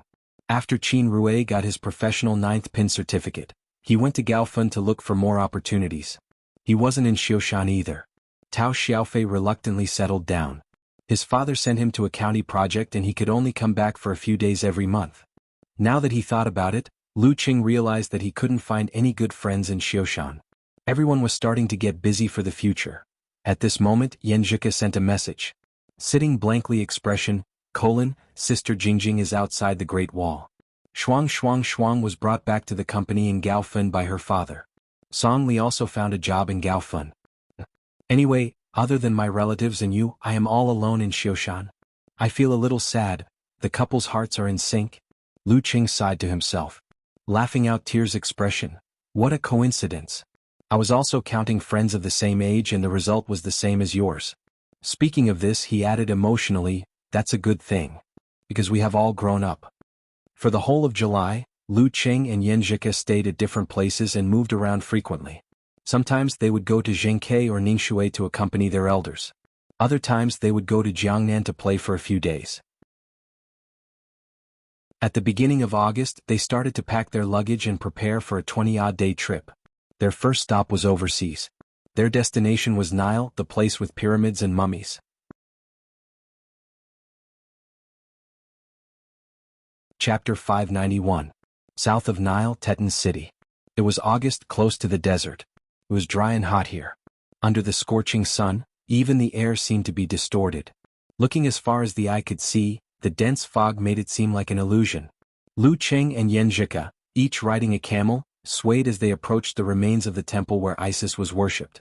Not far behind them, a professional tour guide in a long robe and headscarf followed with narrowed eyes. He was invisible himself to avoid disturbing the guests. With Lu Cheng's strength, he had no problem traveling in the Nile tourism industry. However, he didn't have to rely on brute force for everything. That would lose his fun and mood. Hiring a tour guide with excellent connections at a high price could save him a lot of trouble. Just like earlier, if it were just two foreign tourists wanting to ride a camel, they would definitely be extorted and might not be able to enjoy themselves. However, once the tour guide stepped in and found a familiar friend, the problem was immediately solved. The reasonable price and attentive service made the young couple feel comfortable riding the camel. You get what you pay for. If it could be solved with money, there was no need to resort to violence. After approaching the ancient and dilapidated temple, Yanjika jumped off the camel lightly and looked at the interior happily.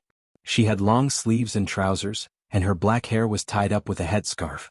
She looked like a local, but her actual purpose was to protect herself from the sun. A girl's obsession with sunscreen was unimaginable to men.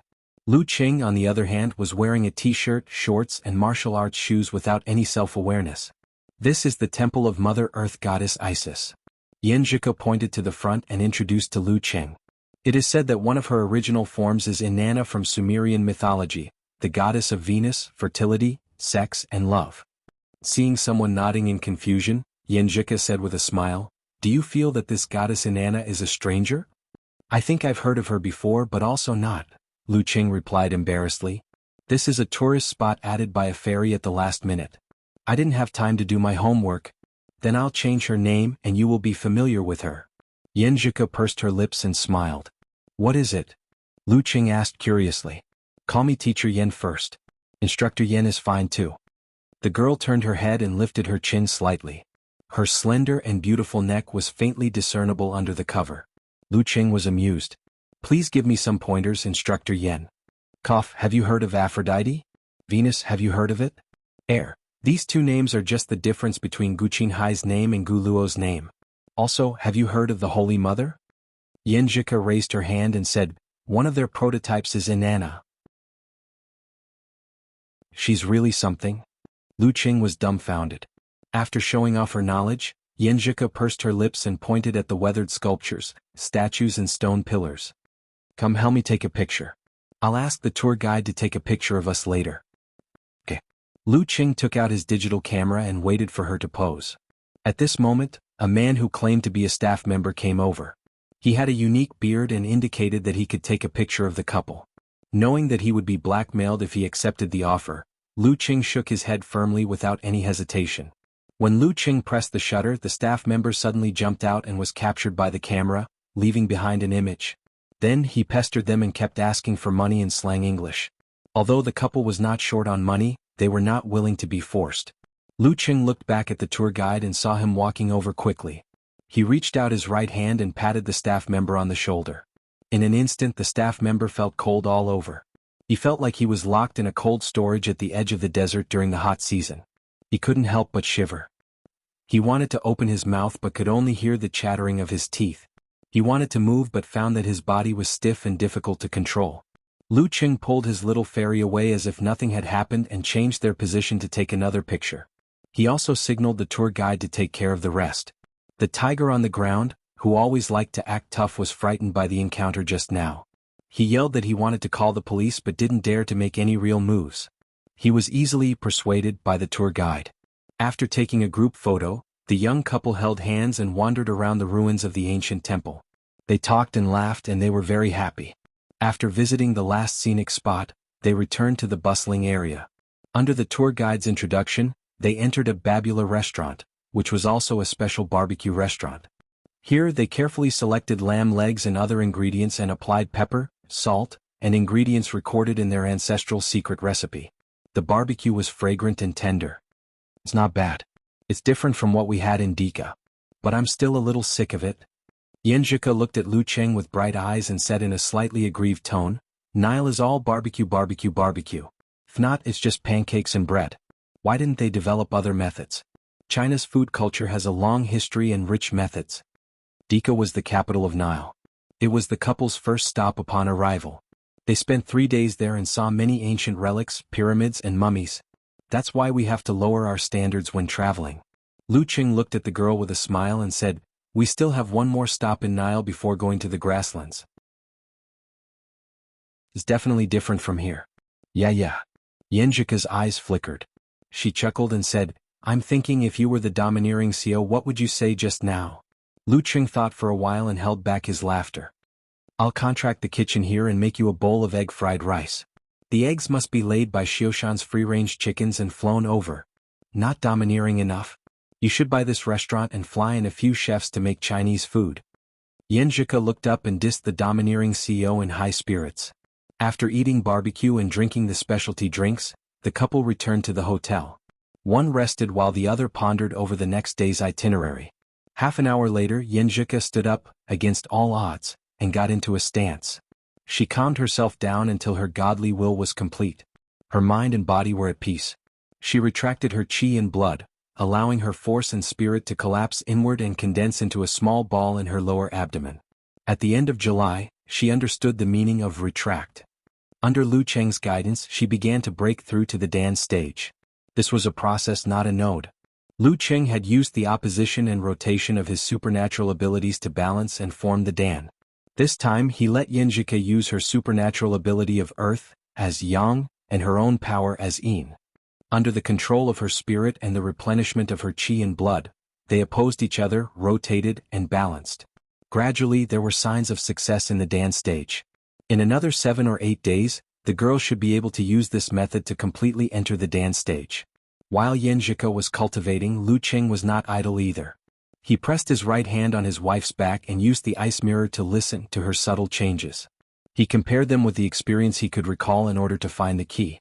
Over and over again, even though Yenjika was extremely passionate about her dream of reaching the Dan stage, she still couldn't overcome the exhaustion of her body without using the swordsman formula and the wholeness formula. As the night deepened, she lay on the bed and didn't want to move. "I'm sweating all over," she said with satisfaction. "But I don't want to move at all. I don't want to take a shower." She just wanted to lie there comfortably and be massaged by Chen. "You'll feel better if you take a hot shower." Lu Qing smiled and massaged her. "Didn't you see the notice from the hotel? There's going to be a power outage later. There won't be any hot water. Maybe there will be a water outage too." No. Yenjika turned her body and shook her sweaty hair. She buried her face in the pillow with a look of non-cooperation. "Who's the one who always urges me to take a shower? Who loves to take a shower the most?" Lu Qing laughed. "I'm going to stink you to death later." Yenjika replied hatefully. "I don't care. I'm just worried that you can't accept it." Lu Qing laughed and helped his little fairy to turn around. He saw her squinting her dark eyes and quietly observing the outside world. Yenjika pouted. "If there's a power outage, you're in charge of the hot water. If there's no water, you'll freeze and turn into water. Aren't you known as a multifunctional household robot? I have to save my ice force in case there's no air conditioning at night." Lu Qing explained and tried to pull Yenjika up. No. Yenjika shook her head like a rattledrum. She lifted her right foot and pressed it against Lu Qing. She even used a repulsive force. Lu Qing easily broke through the repulsive force and grabbed her foot. He stretched out his fingers and scratched it a few times. His little fairy wriggled like a fish and laughed shyly and angrily. She hurriedly withdrew her foot and sat up abruptly. After playing around for a while, the atmosphere gradually heated up. Suddenly the girl gasped and said, shower first.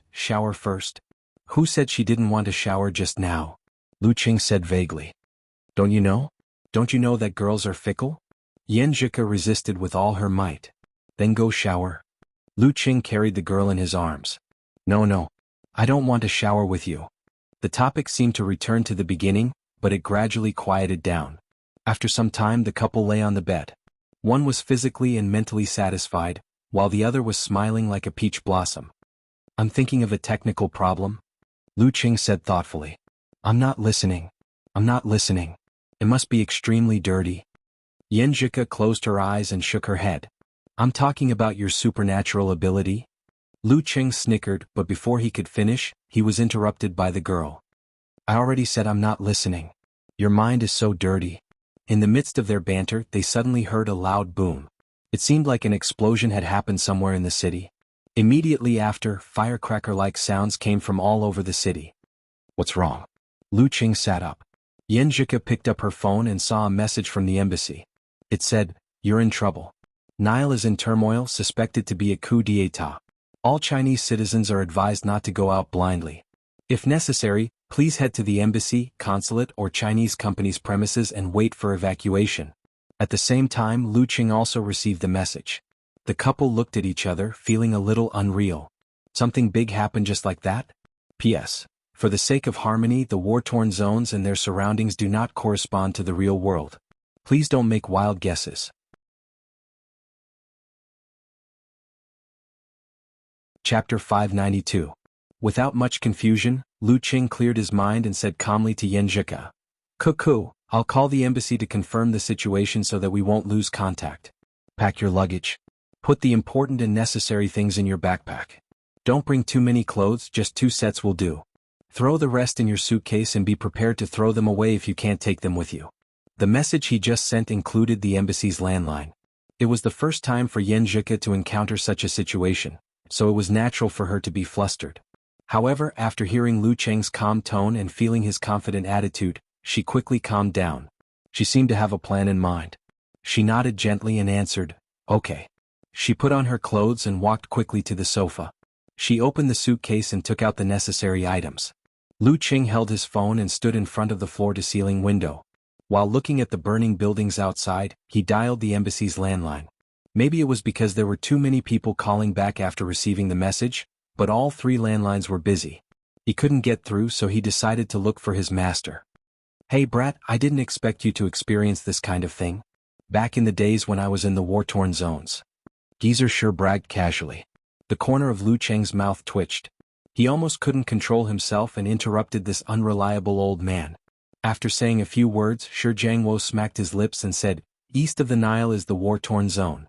Is going to connect together. This old man was still thinking about when I should send you there for training. Great, I've encountered it myself. I won't say more.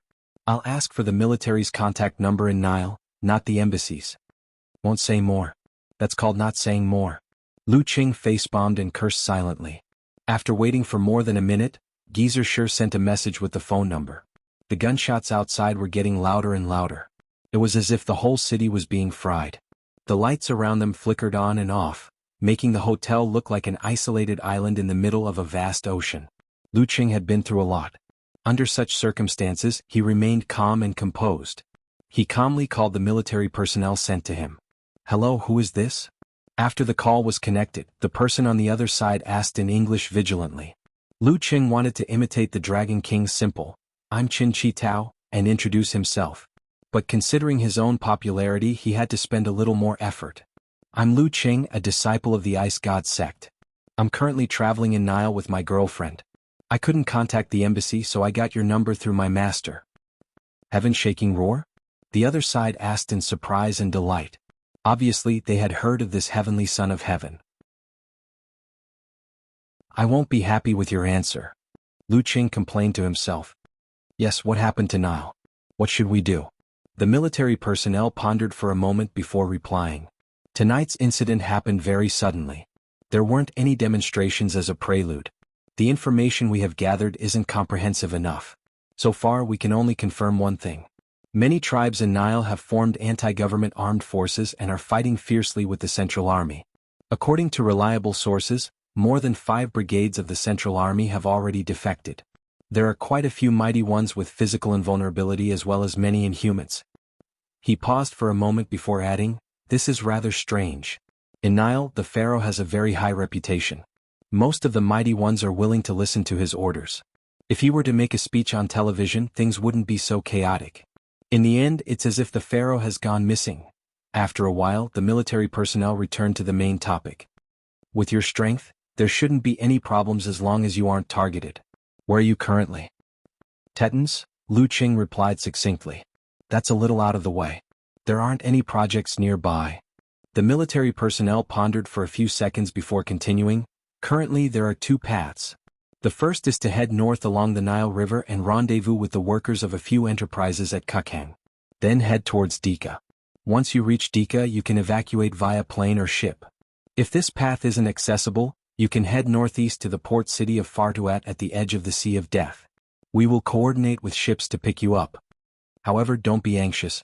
Perhaps the chaos will die down by daybreak. I will inform you if we decide to evacuate. Lu Qing had a plan in mind. He replied calmly, okay. Putting down his phone, he listened to the sparse gunshots. He turned to Yanjika and saw that she had already moved the important items into 2 backpacks, one big and one small. The rest was left in the trolley box. She would take what she could and leave what she couldn't. Let me give it a try. Lu Qing comforted his little fairy with a smile. What do you want to try? Yanjika was confused. Lu Qing didn't answer. He walked to the side, carried his luggage and twisted his body on the spot. He launched an elbow strike and threw a punch, causing the air to crackle. Not bad. It doesn't affect my movements. I don't need to change my fighting style. He nodded in satisfaction. Indeed, I have to give it a try. Yanjika's pink lips parted slightly. She had a look of realization mixed with annoyance. Then she followed Lu Qing's example and carried a small black backpack. She exercised her fists and legs to get used to the feeling of something swaying behind her back. I'm a little nervous but also a little excited. She pursed her lips and nodded slightly. She had always wanted to travel the world with her sword. However, she was still a little scared when something really happened. Lu Qing chuckled. There wasn't a hint of worry in his eyes. It might not be the worst development. The military wants us to wait and see. Could take a nap. Don't be in a hurry to use the wholeness formula. Rest up and prepare for what comes next. What about you? Yanjika asked instinctively. Me? I'm still in good spirits. I'll check the terrain first and be on guard against possible disturbances outside. I'll take a nap after you get enough sleep, Lu Qing replied in his usual tone. All right. At times like this, Yanjika didn't try to persuade or argue. She obediently followed his instructions and lay on the bed with her clothes on. She didn't want to waste time. She closed her eyes and pretended to be asleep. After 2 minutes, she opened a slit and said timidly, I can't sleep. I can't even enter meditation. My mind is full of messy thoughts. Lu Qing shook his head and chuckled. He sat beside her and reached out to massage her temples. He kept chanting, confrontation. Confrontation. Confrontation. The atmosphere softened and the surroundings became quiet. Yanjika slowly relaxed her tension. Her eyelids started to get heavy. She mumbled, Qing, I feel like my mother is singing a lullaby to me. Empress Dowager knows how to sing a lullaby? Lu Qing asked casually. No. Yanjika replied with a smile. No. Then why do you say it's like? Lu Qing was amused and surprised. Anyway, it's like, if she sings it, it should feel like this. Yanjika emphasized and slowly fell asleep. When she fell asleep, Lu Qing looked outside and listened to the surroundings. He also searched and downloaded a detailed map of Nile before the internet was disconnected. Amidst the occasional gunshots and human voices, he thought of something. He called the hired tour guide and asked him to rent a car. Without the unlimited energy supply of Jindan, using a car instead of walking could effectively conserve energy. This could be the difference between life and death at a critical moment. The tour guide explained that things would calm down soon. Besides, there was no place to rent a car in the middle of the night.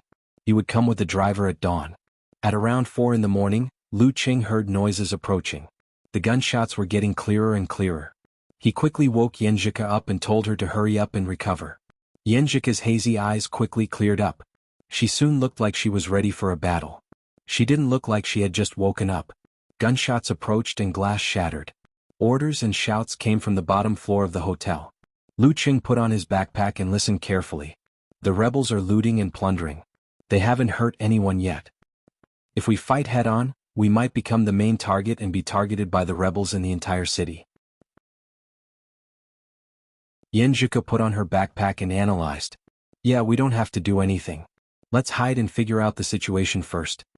Lu Qing looked around and said, when the rebels are about to reach this floor, we'll climb through the window to the bottom. They probably won't come back after plundering this place once. Yeah. Yanjika nodded vigorously. Lu Qing looked at the thumb-sized cars on the ground and asked Yanjika with a smile, Are you scared? No. I'm not afraid of heights. I'm almost at the dance stage. Yanjika raised her chin and said, Besides, we've already jumped buildings before.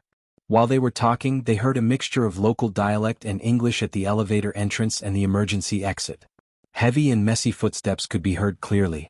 Lu Qing and Yanjika looked at each other and opened the ventilation window. With a push of their hands, they squeezed out easily and stood on the narrow protrusion. His feet seemed to be embedded in the concrete. He reached out to hold the girl's delicate hand and helped her flip over. Then he held Yenjika's waist and jumped and pressed down, landing firmly on the protruding point of the next floor. He was so precise that there was no error. Yenjika exerted force on her wrist and pushed open the closed window. Under the dumbfounded gazes of the crooked men and women, who were wearing nothing but bathrobes, she jumped in. Lu Qing followed her effortlessly. He and Little Fairy quickly moved to the lower floor and randomly found an empty room to wait. After more than half an hour, the rebels finished plundering and left in high spirits. They didn't even care that there were only suitcases and no guests in the room. There must be rats who know how to dig holes. It's a little chaotic. Let's go to the lobby to find other guests and see who drove here. We'll try to form a group and evacuate to Kukang as soon as possible. Lu Qing made a prompt decision. Without waiting for the military's notice. That's what I think too. Yenjika chimed in without hesitation. The two went down to the lobby and saw many foreign tourists gathered. They were frantically discussing the situation and solutions. Lu Qing was about to go up and talk when he suddenly heard a car coming at high speed. The car screeched to a halt at the entrance. He took a step back and stood in front of the girl. Through the glass, Lu Qing saw a group of Nile soldiers in military uniforms with guns spread out and seal off the hotel. Why are they here again? He muttered subconsciously. Yenjika pondered for a few seconds and said, "This shows that the situation is very chaotic. The rebels and government forces are scattered and have no contact with each other. Those who came later don't even know that this place has been plundered. Does this mean that even if we go overboard we won't be surrounded by a large force?" Lu Qing said thoughtfully. Yes. Yenjika nodded solemnly. At this moment, the hotel door was pushed open. A strong and burly officer walked in majestically, surrounded by armed soldiers. He wasn't holding a gun but a scimitar. After looking around he said coldly, "Take them all away."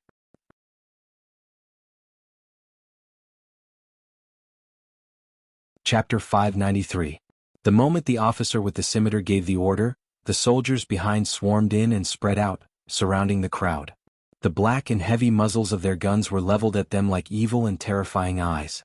The foreign tourists were so frightened that they lost their voices and dared not move. Not all of the soldiers remained in place. 90% of them passed by and came to the elevator. Half of them took the elevator while the other half climbed the safety passageway. Their footsteps were heavy and messy, as though they were going to search floor by floor and not miss a single guest. The remaining soldiers each took up a position and signaled the tourists in the lobby to hold their heads and squat down, waiting for them to gather and leave. Seeing that there weren't many enemies left, a blond Caucasian man mustered his courage and shouted, "I'm an American citizen. Our consul is rushing over from Kukang." The United States had an embassy and 3 consulates in Nile. Hearing the shouts and seeing that the hostages were eager to give it a try, the officer with the scimitar made a gesture with his eyes. "I don't care who you are, squat down." A soldier rushed over, raised the butt of his gun, and smashed it on the blond Caucasian man's back. He screamed in pain and staggered forward. Bam! The soldier kicked the back of his leg with his leather boot, causing the American tourist to kneel heavily on one knee. Not daring to move, he hurriedly raised his hands to hold his head. Oh my God! One by one the tourists came to terms with the reality. They held their heads and squatted down. Lu Qing didn't act rashly. To be honest, with his strength he was still worried just now. But now these people weren't enough. But he had to consider Yenjika and the innocent crowd. If he couldn't end the battle in a short time, Yenjika might be implicated. Even though she was almost at the dance stage, she hadn't experienced life and death battles. If she panicked and made a mistake, it would be a regret that could never be made up for. Lu Qing squatted down and took the opportunity to look around, taking in the situation. There are 5 soldiers with guns guarding us. They are spread out so I can't catch all of them in one go. There are 2 soldiers at the stairs and 2 at the elevator. There are another 2 outside the main entrance. As for the rest, I don't know. That military officer has his own way of walking. His combat strength should be on par with the more powerful ordinary dance stage. Lu Qing thought for a while and said to Yenjika, who was also squatting beside him, "This is different from the rebel army. They are spaced so well that it's impossible to attack 2 of them at the same time. Also, they can easily form a crossfire. They seem to have received formal training and aren't a mob." "I think so too. Did they betray us or did they take advantage of the chaos to do something?" "It's weird," Yenjika replied in a low voice. Lu Qing nodded slightly and whispered in his wife's ear, "Things are a little strange. We can't follow them. If we get into a situation that we can't solve, we'll be in trouble. I'll find a chance to attack that officer later. Hide behind that pillar, don't attract attention, and avoid stray bullets." 2. Bye. But, she muttered to herself, "I'm almost at the dance stage. It's not a problem for me to deal with 2 or 3 soldiers. It's mainly because you don't have experience and make mistakes. Once we leave the hotel, I'll watch over you and you can take your time. Later, if a soldier's attention isn't attracted by me and wants to attack you, the first thing you need to do is to use your supernatural ability to get rid of his gun. The second thing you need to do is be ruthless. Don't think about anything else." This was a precautionary plan. It could effectively avoid mistakes and prevent Ko from being hurt by the gun in close combat. Okay. Hearing that she had a mission and wasn't a burden, Yenjika was no longer depressed. Her fighting spirit was aroused. She repeated silently, "Get rid of the gun. Be ruthless. Get rid of the gun. Be ruthless." As a top student, she had already started to plan how to use her supernatural ability in martial arts to get rid of the gun. Seeing that all the hostages were squatting down, the soldier who knocked over the American tourists walked back to his original position. When he passed by a mixed-race tourist with exaggerated breasts, he extended his leg to feel them and let out a vulgar laugh. "You." The female tourist was angry, but she didn't dare to say anything. "Oh, be careful. We'll talk about this after we bring all of them back," reminded the officer with the scimitar. "Talk about this? How can we talk about this?" Many tourists in the lobby suddenly understood. Their bodies started to tremble uncontrollably and they cried out loud. It was as if they could already foresee the tragic ending. Bam! The soldier who was reprimanded fired a shot at the window on the other side. He shouted angrily, "Shut up!" At this moment, Lu Qing transmitted a message to Yenjika. Now! Flames and frost rose from the surface of his body. Suddenly, a crimson fireball and a crystal cold light swirled around each other. The fireball and cold light instantly disintegrated into 9 balls. As Lu Qing leaped, they shot towards the 5 soldiers, the stairs and the elevator. They were like arrows released from a fully drawn bow. After obtaining the complete set of cultivation techniques, Lu Qing didn't waste it. He combined them with his own techniques and developed several application techniques for Ice Force and Fire Force. Boom! The nearest soldier was smashed in the face by the fireball. His head was badly bruised and charred. He threw away his gun in pain and fell to the ground, struggling. Gradually he fell silent. Of the 2 soldiers who were slightly closer to him, one of them had his arm unnaturally twisted by the explosion and rolled to the side twice. The other one was covered in a layer of ice. His eyes were confused, his movements were slow, and his whole body was stiff like a rusty robot. The other 2 soldiers and the guards at the stairs and elevator reacted in time due to the distance. They rolled or dodged skillfully. Yenjika followed the plan. She supported herself with her hand and flipped to the back of the pillar on the right. Lu Qing didn't care about anything else. He landed not far from the officer with a single leap. A flaming red scimitar was coming at him. The officer's face was cold. He expanded his back muscles and arms, as if he was going to cut through metal with one strike. Lu Qing's body paused. He gathered his qi and blood and changed his rhythm. Then he took a step diagonally, shook out his right arm and punched the side of the officer's scimitar. Bam! Bam! Bam! Bam! The place where he was originally standing was filled with bullets and sparks. It was the hurried counterattack of the remaining soldiers. They didn't dare to shoot directly at Lu Qing's body. They were afraid that if he dodged, they would accidentally hurt the officer. Bam! Lu Qing's body grew taller and bigger, like a god descending from the sky. He punched the side of the officer's scimitar fiercely. Crack! Under the punch, the scimitar broke like a piece of paper and hit the officer's shoulder, breaking his collarbone into 2 pieces.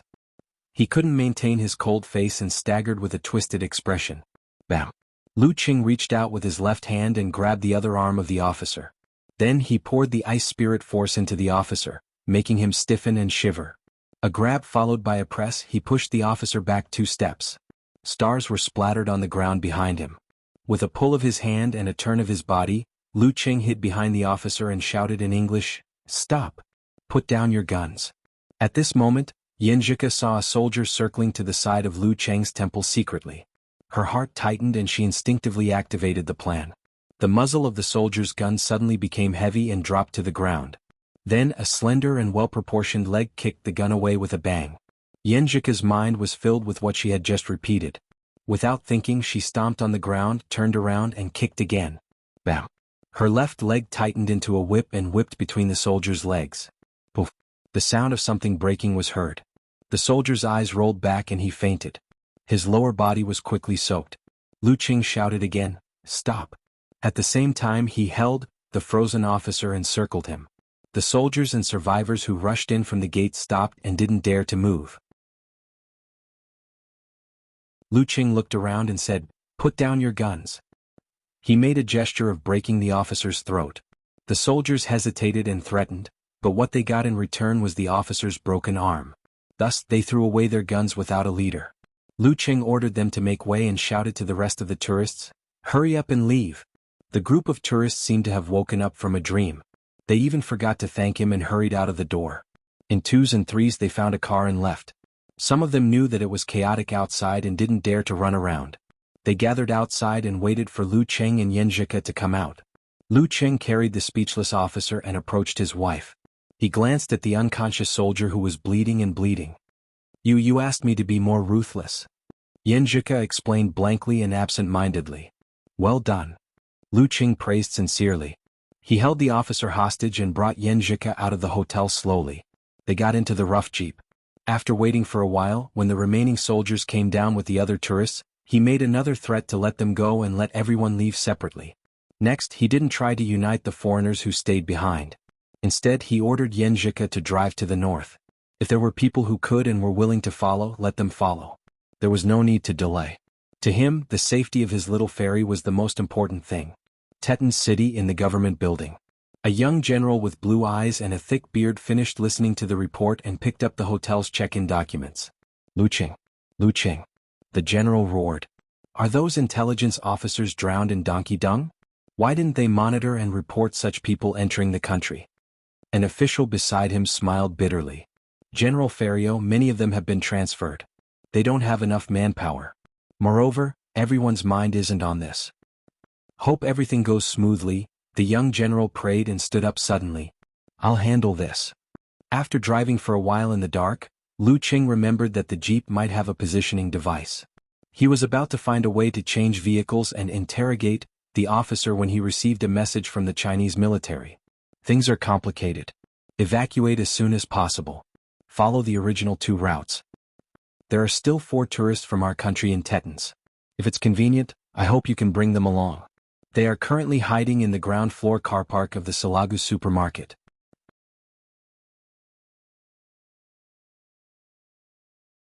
Chapter 594. Stepping on the officer, Lu Qing read the message to Yenjika. Before he could ask, Yenjika looked straight ahead and turned the steering wheel. "Go." Lu Qing was confused. "Don't you want to discuss whether to go or not with me?" Yenjika drove the car fast in the middle of the night. "My answer is yes." At this point, she pursed her lips and revealed a faint self-deprecating smile as she said, "If the situation was dangerous, I definitely wouldn't agree to go. But now I can handle it. Isn't it natural to pick up a few people on the way and help my compatriots? I have you by my side and my strength is not bad. But when I encounter this kind of situation, I still feel panic, confusion, and fear. Although I slowly calm down, I can't be as rational as usual. Some of the words I said and some of the reactions I showed before became my unreasonable self that I don't like. I'm like this, let alone them. If I put myself in their shoes, they must be very scared, terrified, and uneasy at this time. They really want help and rescue. So I've always said that there's a difference between those who are close to me and those who are distant from me, and that I'm more indifferent to those who are further away from me. I can pity them, but I definitely won't worry about them. Now it seems that I'm not that selfish after all." Lu Qing listened quietly, then chuckled and said, "This is already very good." He pressed the keyboard and replied to the military personnel, "I'll take them with me." After sending the message, he remembered his worries and hurriedly told Yenjika that the military jeep might have a positioning device so that she could prepare to change cars. "In the middle of the night, without a key, can you open the door and drive the car?" Yenjika asked. "I can't." Lu Qing was almost speechless. "I haven't learned this skill. In movies and TV series, there are often scenes of directly pulling the wires and connecting the ignition to start the car. But I haven't tried it and I don't know if it works. No wonder the seniors said that it's always good to have more skills in the martial arts world. At this time Yenjika rolled her eyes and said, "Actually, the positioning device is easy to solve. My supernatural ability is similar to a magnetic field, so I can interfere with it. Will it also interfere with the driving of the car?" Lu Qing deliberated and asked. "I don't know about that." Yenjika was silent for a few seconds before she gave her opinion. "Why don't you give it a try?" "Okay." Lu Qing was ready. After a while the jeep was stable again. Yenjika said happily, "No problem. That's good." Lu Qing wiped his non-existent cold sweat and began to use the army formula and his aura, trying to break the officer's defenses and get useful information from him. Know yourself and know your enemy and you will win every battle. After driving for a while Yenjika said faintly, "Qing, how do you get to that Shalagu?" Lu Qing was stunned for a moment and found it hard to answer. After a few seconds of silence he said with relief, "I downloaded the map." In the corner of the underground parking lot of Saragu supermarket, Ma Chaoyang hid in the shadows, using the support pillars as cover. He was a veteran backpacker and was currently on an experiential trip around Nile. Behind the SUV beside him was a family of 3. They set off from Dika and traveled all the way to Tetons. Due to the invasion of the hotel by the rebels, they took the opportunity to escape to a nearby area and met Ma Chaoyang. Under his suggestion, they hid in the parking lot and waited for the chaos to pass. "What should we do? Will it be chaotic for a long time?" Zhou Yong, a middle-aged man with a beer belly and a parted hairstyle, asked in a low voice. There was still a lingering panic in his voice. His wife, Li Xiaoyun, whose hair was in a mess, hugged her daughter, Zhou Xianying, who was only 11 or 12 years old. She kept looking left and right, afraid that the group of barbaric, vicious, and inhumane Nile soldiers would jump out from any corner. In the process of escaping from the hotel, if it weren't for a few rebels attracting attention, they wouldn't have escaped so smoothly. At the same time, they also witnessed the bloody scene of the rebels being beaten to death and injured. They also witnessed the tragic scene of a few ladies being pinned down and violated by the rebels. Born and raised in a normal and stable country, it was already good enough that they didn't break down after seeing such a scene.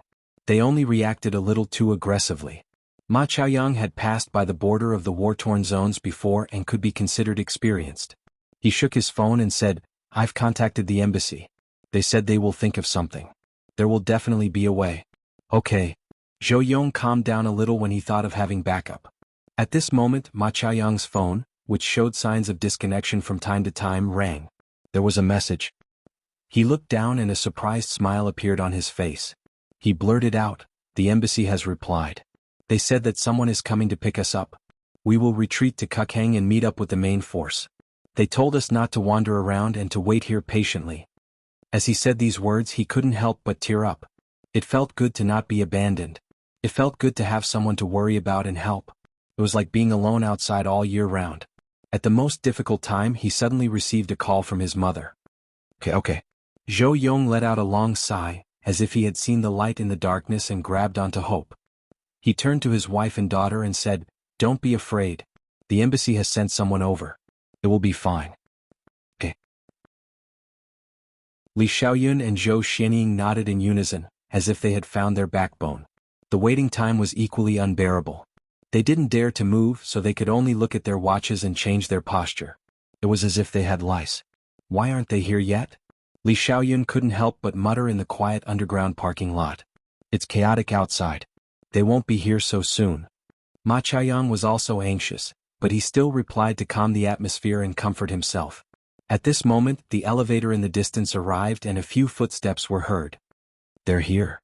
Zhou Xianying exclaimed in surprise, but her father covered her mouth. Zhou Yong shook his head at her with lingering fear, indicating that they should wait a little longer. Earlier in the hotel, some tourists thought that the police had arrived and rushed out excitedly, but they were caught by the rebels. As for the outcome, it was not hard to imagine. Tap tap tap. The heavy footsteps drew closer and a voice spoke in unfamiliar English. "Where is your car?" "In front." "It's right in front." "Most of my money and jewelry are there," a low female voice answered in a panic. Ma Chaoyang, Zhou Yong and the others' hearts sank. They instinctively curled up into a ball, trying to hide as much as possible. Through the windshields on the opposite side, they could vaguely see 4 people dressed in rebel uniforms escorting a pretty white woman to the side of a crimson sedan. One of them seemed to be the leader. He stood alone by the side, while the other escorts occasionally rubbed the white woman's chest and lower body. In the compartment in front of the passenger seat, the white woman pointed at the crimson sedan with her chin. A rebel soldier took out the car key and pressed it, unlocking the door. Then he went around the sedan and opened the door, trying to take something out of the compartment. The soldier who seemed to be the leader moved closer to the sedan to prevent his subordinates from taking the opportunity to hide the valuables. The rest of the escorts couldn't help but look at the opposite side. Seeing this, the white woman suddenly moved. She stomped her right foot to the side and pressed the tip of a soldier's foot. At the same time, she half squatted and swung her left elbow backward, hitting another soldier in the crotch. Ouch! Ouch! One of the soldiers hugged his foot while the other covered his crotch, forgetting to shoot. The white woman immediately turned around and ran quickly, trying to escape. Bang! Bang! Bang! After a few gunshots, she stopped and fell to the ground. The back of her head was blown open by the bullets. Red and white blood flowed all over the ground, accompanied by the victim's normal incontinence.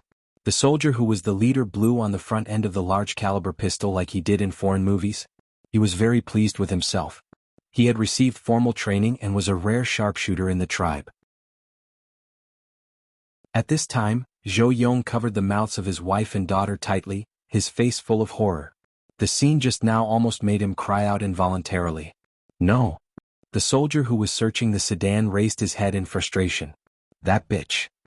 He looked at the dead white woman and muttered softly, "What a pity!" The leader's face darkened as he waited for his two injured subordinates to recover. To Ma Chaoyang, Zhou Yong, Li Xiaoyan, and Zhou Xianying, these few short minutes felt like years. They practically counted every second that passed, and even the sound of their breathing became soft, afraid that they would be discovered if they were just a little bit louder. After a while, except for the soldier whose crotch was injured, the rest of the rebel soldiers began to smash the windows of the surrounding cars. They searched for anything left inside, causing waves of alarms to ring. Perhaps they were tired, or perhaps they felt that this was not a big gain and that they might as well rob other places. The group of soldiers left the parking lot not long after, leaving behind a silence filled with the smell of blood. Ma Chaoyang and Zhou Yong looked at each other, exhaled, and collapsed. They did not know when this nightmare would end. At this time, they heard the familiar Hua Nation language and they heard standard Mandarin. Ma Chaoyang? Zhou Yong? The people from the embassy are here? Is the rescue team here? Ma Chaoyang and the others jumped up and ran out. At this moment, the Hua Nation language that they used to find so ordinary was like the sound of nature from the light, so intimate and so pleasant to the ears. When they came out of the hiding place, they saw a couple. They were very young and looked more like a college couple. The girl was beautiful and elegant, like a light source in the darkness. The young man was chiseled and calm. Although he was not a soldier, the latter had a calming and comforting power. Zhou Yong, Li Xiaoyan, and the others felt like they had just escaped death. They instinctively said, "You." Lu Qing interrupted them and said with a smile, "We are from the military. We came here according to the embassy's instructions. Don't waste any more time. Get out of here as soon as possible." Hearing this, Ma Chaoyang and the others could no longer hold it in. Their vision blurred. "P.S. Zhou Yong, please recommend me. Damn, I'm allergic. The punctual update record I've maintained for several days is gone."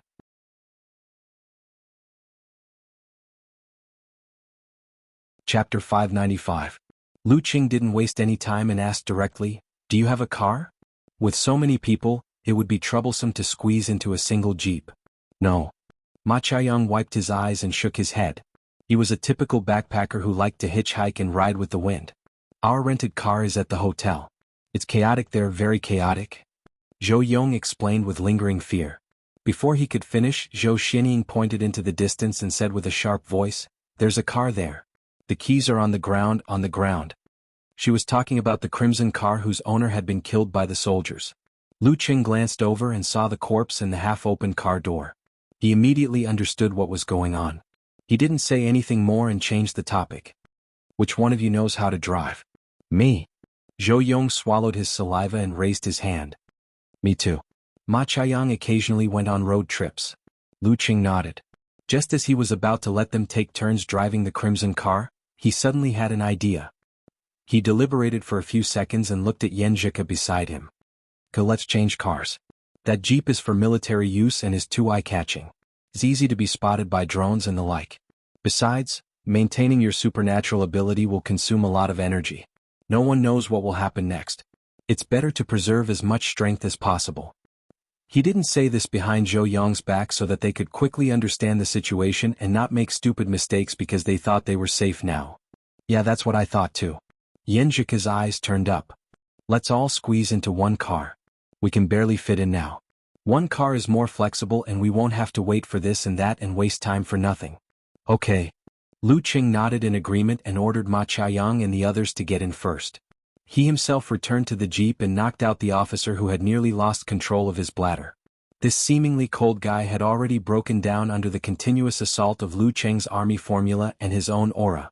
He told them everything he knew. He belonged to the local government forces and didn't betray them. He was assigned by his superior to lead his direct troops to the hotel to hunt down foreign tourists. Regarding this mission, the instructions he received were, don't worry about international repercussions. Shoot when you need to shoot, kill when you need to kill. Both Lu Cheng and Yan Zhika could smell the strangeness of the car, so it was natural for them to change cars. No matter what Nile is up to, the most important thing is for us to safely evacuate. After he was done here, Lu Cheng came to the crimson sedan. He saw Zhou Yong, Ma Qiaoyang, Li Xiaoyin, and Zhou Xinying were all tactfully squeezed in the back row. No one dared to go to the front. The scare and ordeal just now had made them dumbstruck and obedient like quails. The little girl was sitting on her mother's lap on the far left.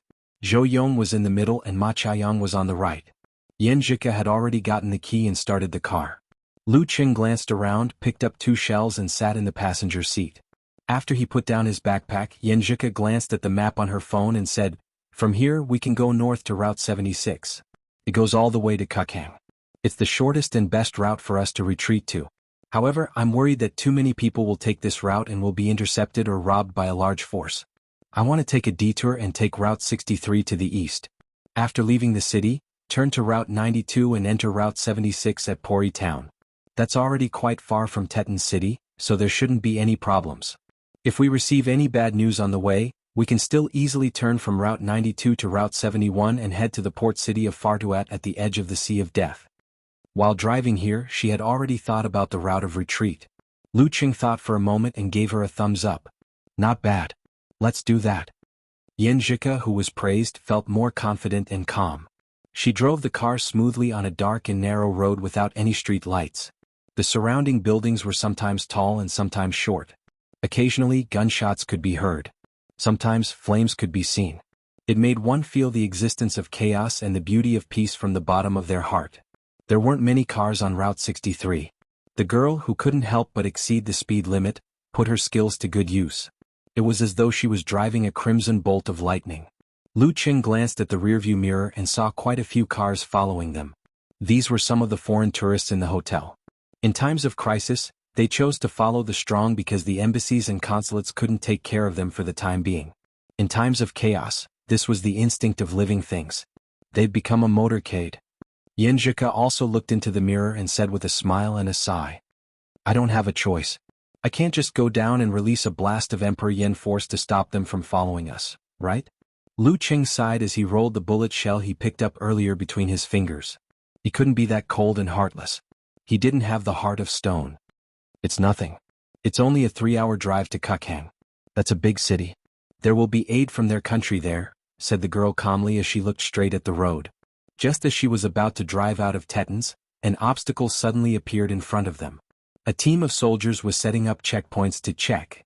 What should we do? Asked Yan Zhika instinctively.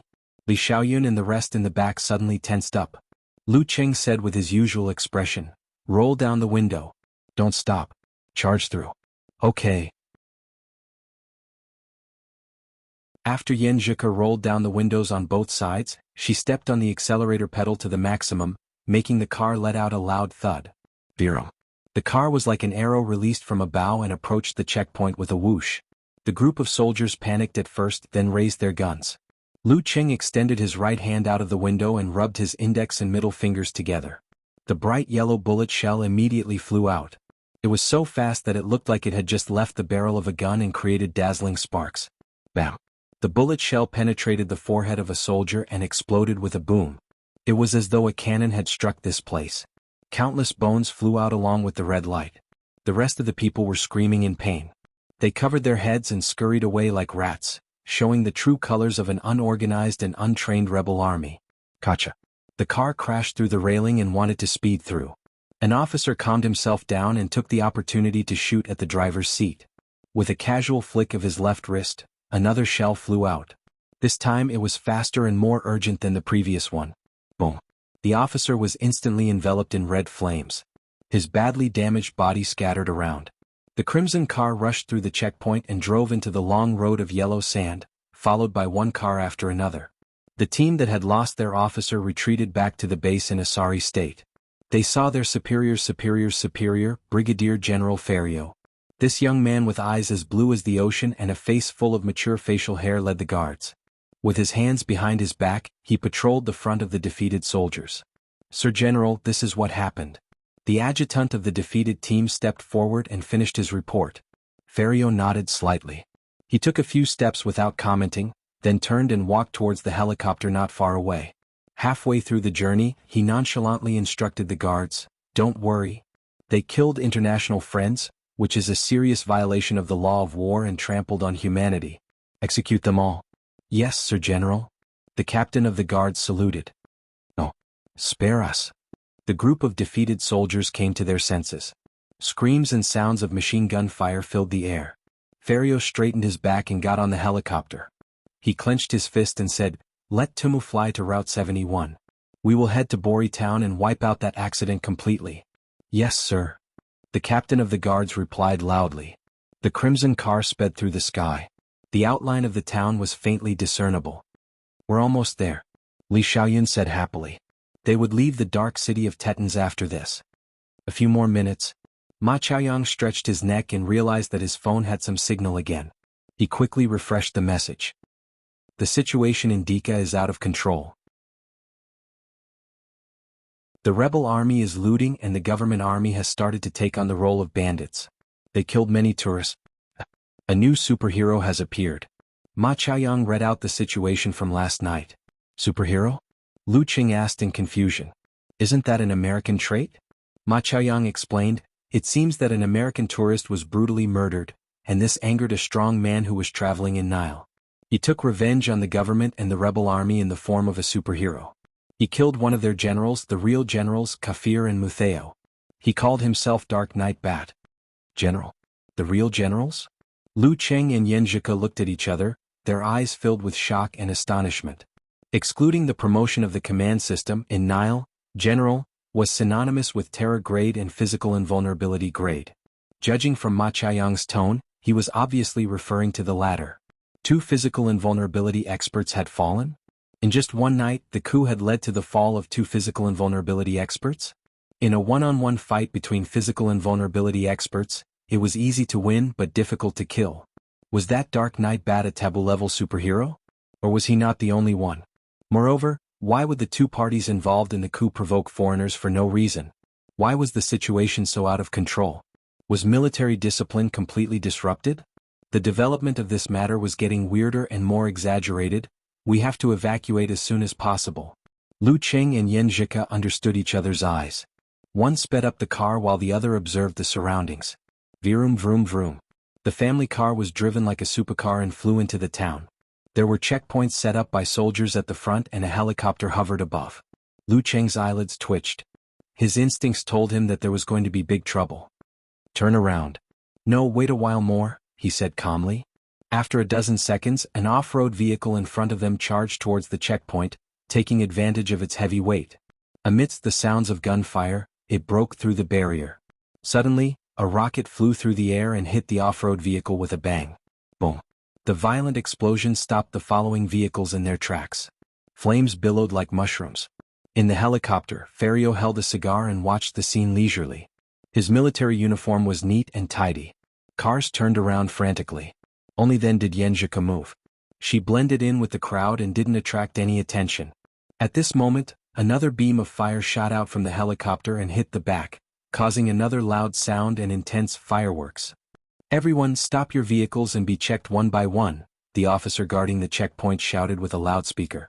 P.S. Looking for recommendation votes.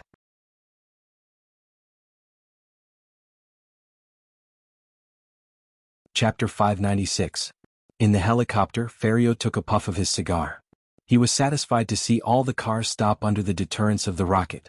At this time, his adjutant received a message through a special communication device.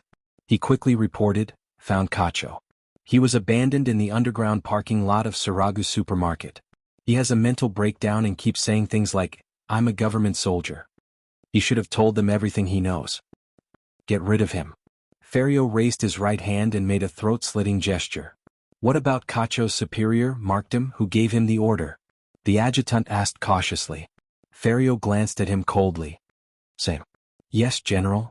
The adjutant didn't say anything else and quickly made the arrangements. When the call ended, he spoke again, full of doubts. Lu must know that this was done by the government army. Although the signal was intermittent, it was still there. The secret should have been leaked. If we kill him now, not only will we not solve the problem, but we will also be suspected and get into big trouble. Ferio raised his eyelids slightly and looked around at his trusted subordinates. Didn't I tell you the real goal this time? No. The adjutant shook his head. The adjutant shook his head and replied, there's a saying in our tribe that those who don't know anything live longer. Ferio looked down and saw that a portion of the soldiers at the checkpoint were methodically searching the cars in the queue. Although they still took the belongings, they were more restrained.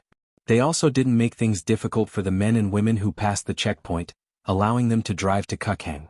This calmed the hearts of the fugitives, and they all had the idea of spending money to avoid disaster. The government sent a regular army to hold foreign tourists hostage. They don't prohibit killing and they intend to silence them and frame the rebels. This is what Cacho knows and can be inferred, right?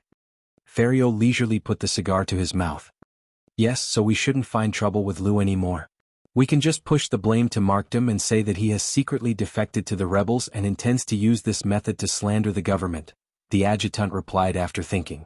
Then why did I kill Cacho and his soldiers? Wouldn't it be better to keep them alive? Ferio revealed a faint smile. Think about it. What if the government really intends to frame the rebels? Under this premise, what will you do when something unexpected happens and the secret might be leaked? The adjutant's expression turned solemn. We will kill all the participants and insiders and push the blame to the rebels. This is the most direct and easiest way to think of.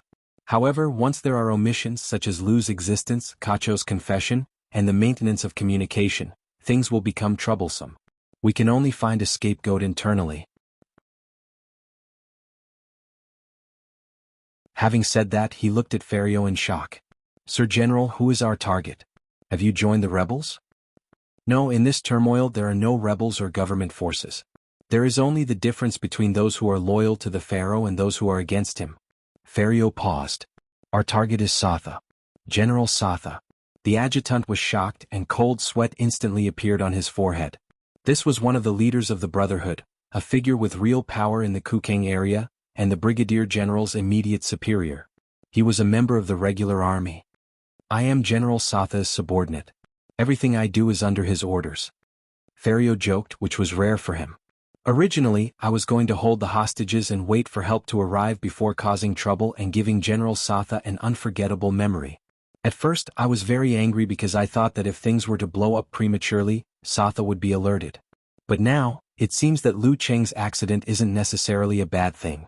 If we can attract China's revenge and mighty ones to kill us, it seems even more perfect than the original plan. Over 100 demigods, that's a country so powerful that it makes people tremble. The adjutant was enlightened and he spoke with some concern. But General, you will also be in great danger. If we make a move directly, they will definitely retaliate. Do we only rely on this armed helicopter? With the current ammunition reserves, I'm afraid it will be difficult to kill Lu Cheng or even hurt him. At his level, his mobility is too high and his speed is terrifyingly fast. Don't worry, he will be a burden, Ferio replied calmly. He rubbed his face, causing the large patches of beard to fall off. Immediately after, his sea-blue eyes turned dark red. His nose was slightly sunken, his forehead was slightly protruding, and his cheeks were drooping. Although the individual changes weren't big, when put together, it was as if he had become a different person. Look, I'm not Ferio. I'm Zayed, he said with a slight smile. Zayed was General Satha's confidant and was slightly weaker than Ferio. The adjutant lowered his head even more, his heart filled with fear and uneasiness. After knowing so many secrets, it was normal for him to be afraid of being silenced. Don't worry, I still need your help. Later, if anyone dares to stop to take photos or videos, shoot them with a rocket. After doing this, you will be on the same level as me, Ferio said, both commanding and comforting. Then, his expression turned solemn. For the pharaoh. For the pharaoh. The adjutant and the others shouted in unison, all of them fanatical. At this moment, Ferio half closed his eyes and muttered to himself with an intoxicated expression. At this juncture, encountering such an opponent, it really seems like a deliberate arrangement by the gods. This is both a test and an opportunity. I can already imagine the satisfaction, joy, and carefreeness after killing Lu Cheng. This will allow me to take that final step and become a true demigod. If I can't defeat and kill Lu Cheng while he's burdened, helpless, and restrained by the armed helicopters, then that means I deserve to die. This lunatic. This sick guy. The adjutant cursed in his heart. He wasn't sure if Brigadier General Ferio was doing this for the pharaoh, for himself, or for both. After a few seconds, Ferio opened his eyes again. He looked down and said with dissatisfaction, "They're too slow." "Lower the helicopter," he ordered, then got up and walked to the side of the cabin door. When the helicopter was within 15 meters, Ferio's eyes flashed. He pressed out with his right palm and the surroundings suddenly turned dark. It was as though a sandstorm was about to hit Oasis Town. The darkness moved slowly, sweeping across one car after another. The heat, activity, and other characteristics of the creatures inside appeared vaguely in Ferio's mind. As long as Lu Cheng didn't control his breathing, heartbeat, and aura, he would be like a torch in the night, bright and eye-catching. At this moment, in the dark lake of Ferio's heart, a burning sensation like the sun shone, tearing apart all the haze and illuminating all the darkness. Found him. Ferio squinted his eyes and said to himself happily. In the crimson car, Yenjika found that the soldiers at the checkpoint ahead weren't like the soldiers in the city who would kill and humiliate indiscriminately. Other than taking some belongings, they would follow the rules and let them go after inspection. They seemed to be looking for someone. The girl observed for a while and speculated. If it involved herself, it would be even more dangerous. This is the government army, Lu Cheng concluded. He thought of Officer Cacho, whom he had captured last night, and had a bad feeling about the inspection. As soon as he finished speaking, a cold and evil feeling swept across his body. The strong sense of danger made him shout without thinking, "Turn left. Hit the gas." Yenjika didn't understand, but she instinctively believed in Lu Cheng and his anxious tone. She hurriedly released the brake and stepped on the gas pedal to its limit. At the same time, she turned the steering wheel to the left. Almost no thoughts flashed through her mind during the entire process. With a roaring sound, the car left the engine and sped to the side, entering the muddy ground of the oasis. Bang! At this time, the armed helicopter fired a missile at the place where the car was originally parked. Boom! The strong explosion shook the surrounding glass and overturned the cars in front and behind. Flames and smoke billowed. "Speed up and go around the checkpoint." Lu Cheng's heart was as cold as ice as he calmly ordered. Yenjika sped up without hesitation, running towards the checkpoint on the bumpy ground of the oasis. "Brake. Turn right." Lu Cheng looked around and predicted. Whoosh. The crimson car stopped and turned, approaching the original road. 2 rockets, one on the left and one on the right, completed the coverage. Rumble. The violent explosion woke up the others. The escapees no longer cared about anything else and rushed towards the checkpoint in all kinds of ways. The scene became extremely chaotic. Pretty nimble. In the helicopter, Ferio faintly smiled. Holding his unfinished cigar, he leaped down and gracefully landed on top of a car from a height of more than 10 meters. His landing created a huge depression, but he didn't shake or sway. He strode forward, using his own mobility to intercept the relatively heavy crimson car. He was trying to block the route so that it would be distracted by one thing and be hit sooner or later. Seeing the red-eyed man in the military uniform getting closer and closer, Lu Cheng's mind was filled with thoughts. He already had a plan. He sent a voice transmission to Yenjika. "I'll stop him. You continue to rush through the checkpoint. If you can't dodge, immediately abandon the car and save yourself. Don't worry about anything else." With Ku's strength and mobility, she wouldn't be hit so easily unless they formed a net of fire. And it was very difficult for an armed helicopter to do so. At this critical juncture, Yenjika didn't waste time. Taking advantage of the opportunity, Lu Cheng suddenly pushed open the car door and rolled out through the gap. With a push of his hand, he leaped and crossed a distance of more than 10 to 20 meters to where Ferio was. The machine gun fired, hitting the air and leaving a row of bullet holes in the ground. Ferio threw away the cigar in his hand, smiled at Lu Cheng and said in perfect English, "Tell me, will you die first or will they?"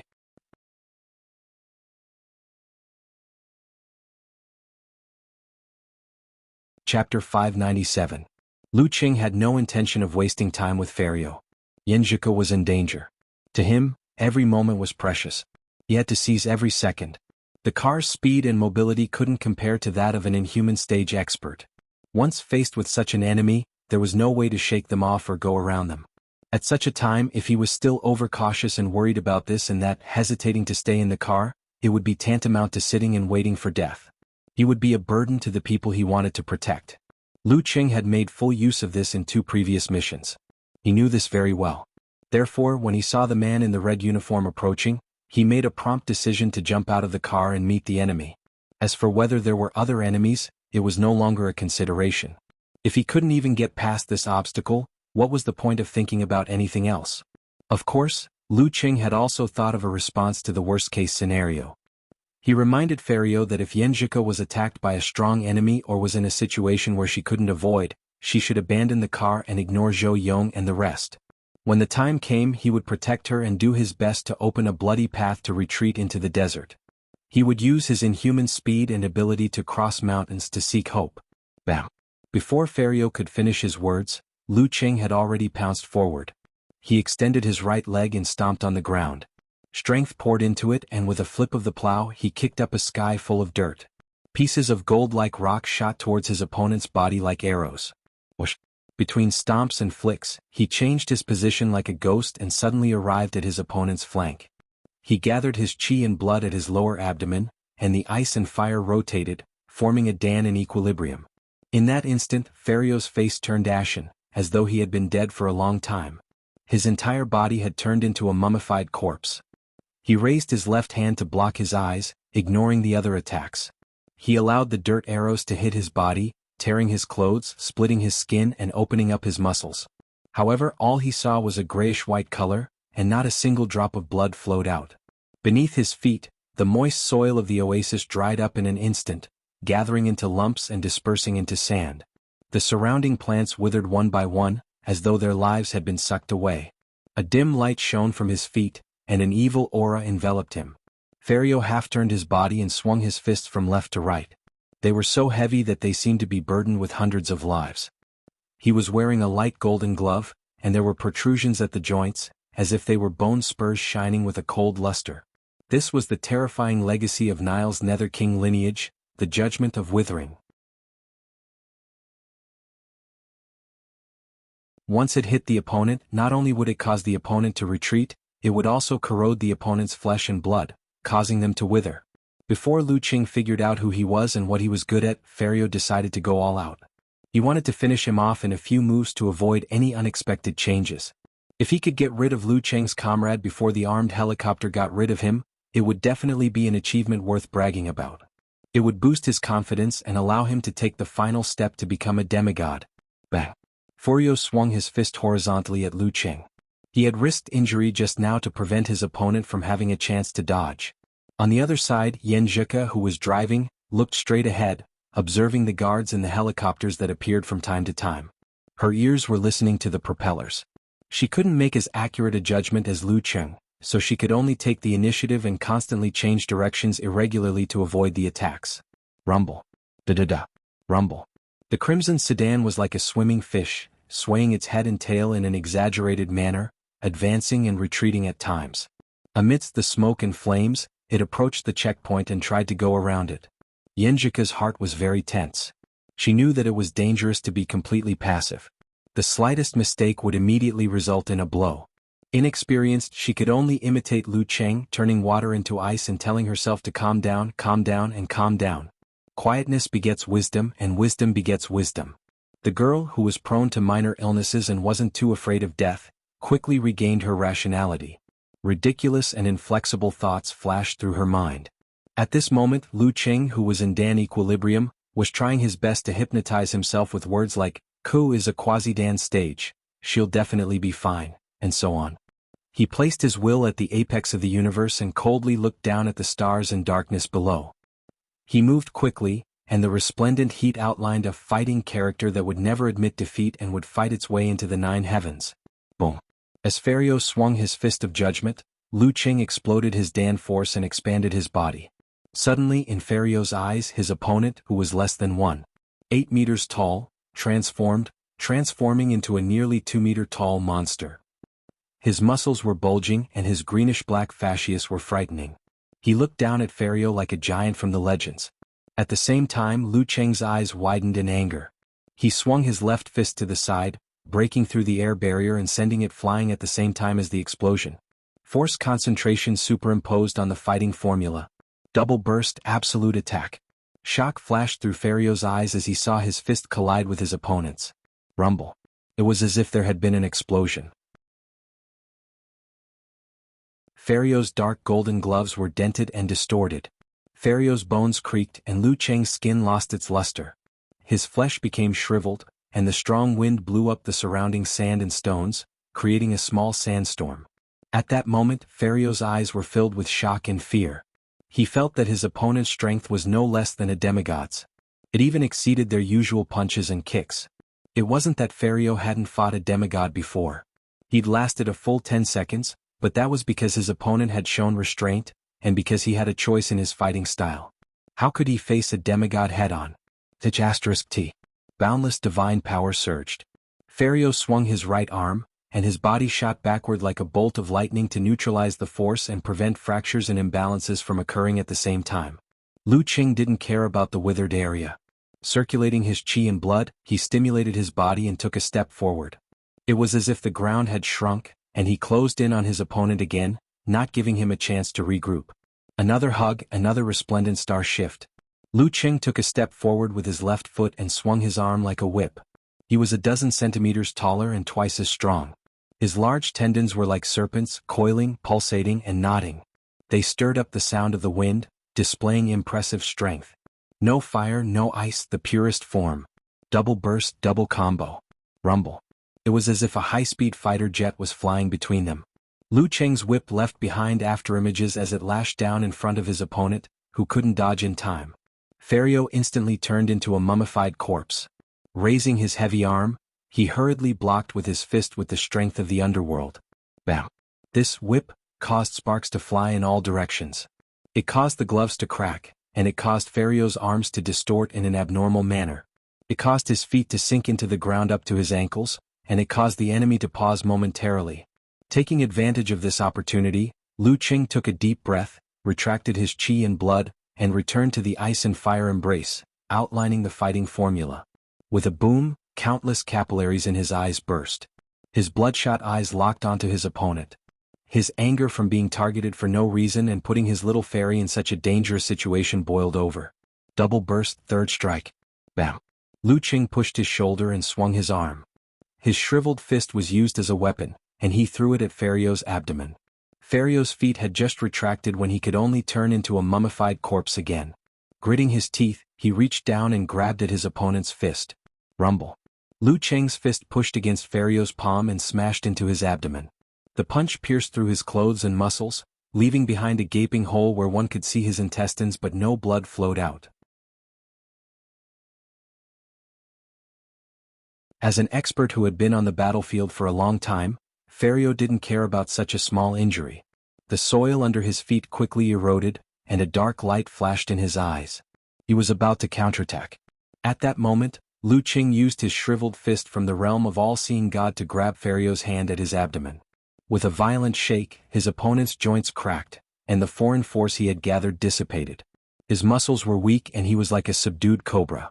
Darkness appeared in Lu Cheng's mind, cold and deep. With the sound of thunder, Lu Qing pulled his opponent's shoulder and threw out another punch. White fog swirled around him and frost filled the air. Severe warning. Not good. Ferio's hair stood on end. He opened his mouth and spat out a mouthful of illusory pitch-black blood at Lu Cheng's face. The smell of blood spread in all directions and it was nauseating. He wanted to force his enemy to dodge, neutralize the danger, and gain the upper hand. At that moment, Lu Qing didn't move his body or his feet. He merely tilted his face to the left, avoiding eye contact. Bam! His fist landed on Ferio's shoulder, causing his bones to cave in and ash to scatter everywhere. Sizzle. Half of his face was stained with black liquid and corroded. It was a hideous and terrifying sight. Ferrio's eyes were unfocused as though he had fallen into a long slumber. Lu Cheng's other arm shook and with a smack, it landed on the stunned enemy's head. Bam! Ferrio's head exploded. Fragments and bits of red and white flew everywhere, and no one could find anything that was still intact. He didn't even leave behind a trace of regret or fear. Lu Cheng didn't even look at him. He turned around abruptly, picked up a rock and held it in his palm.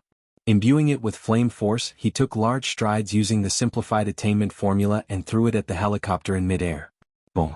The rock flew like a rocket, covering a distance of several hundred meters. Behind Lu Cheng, the headless Ferio fell to the ground.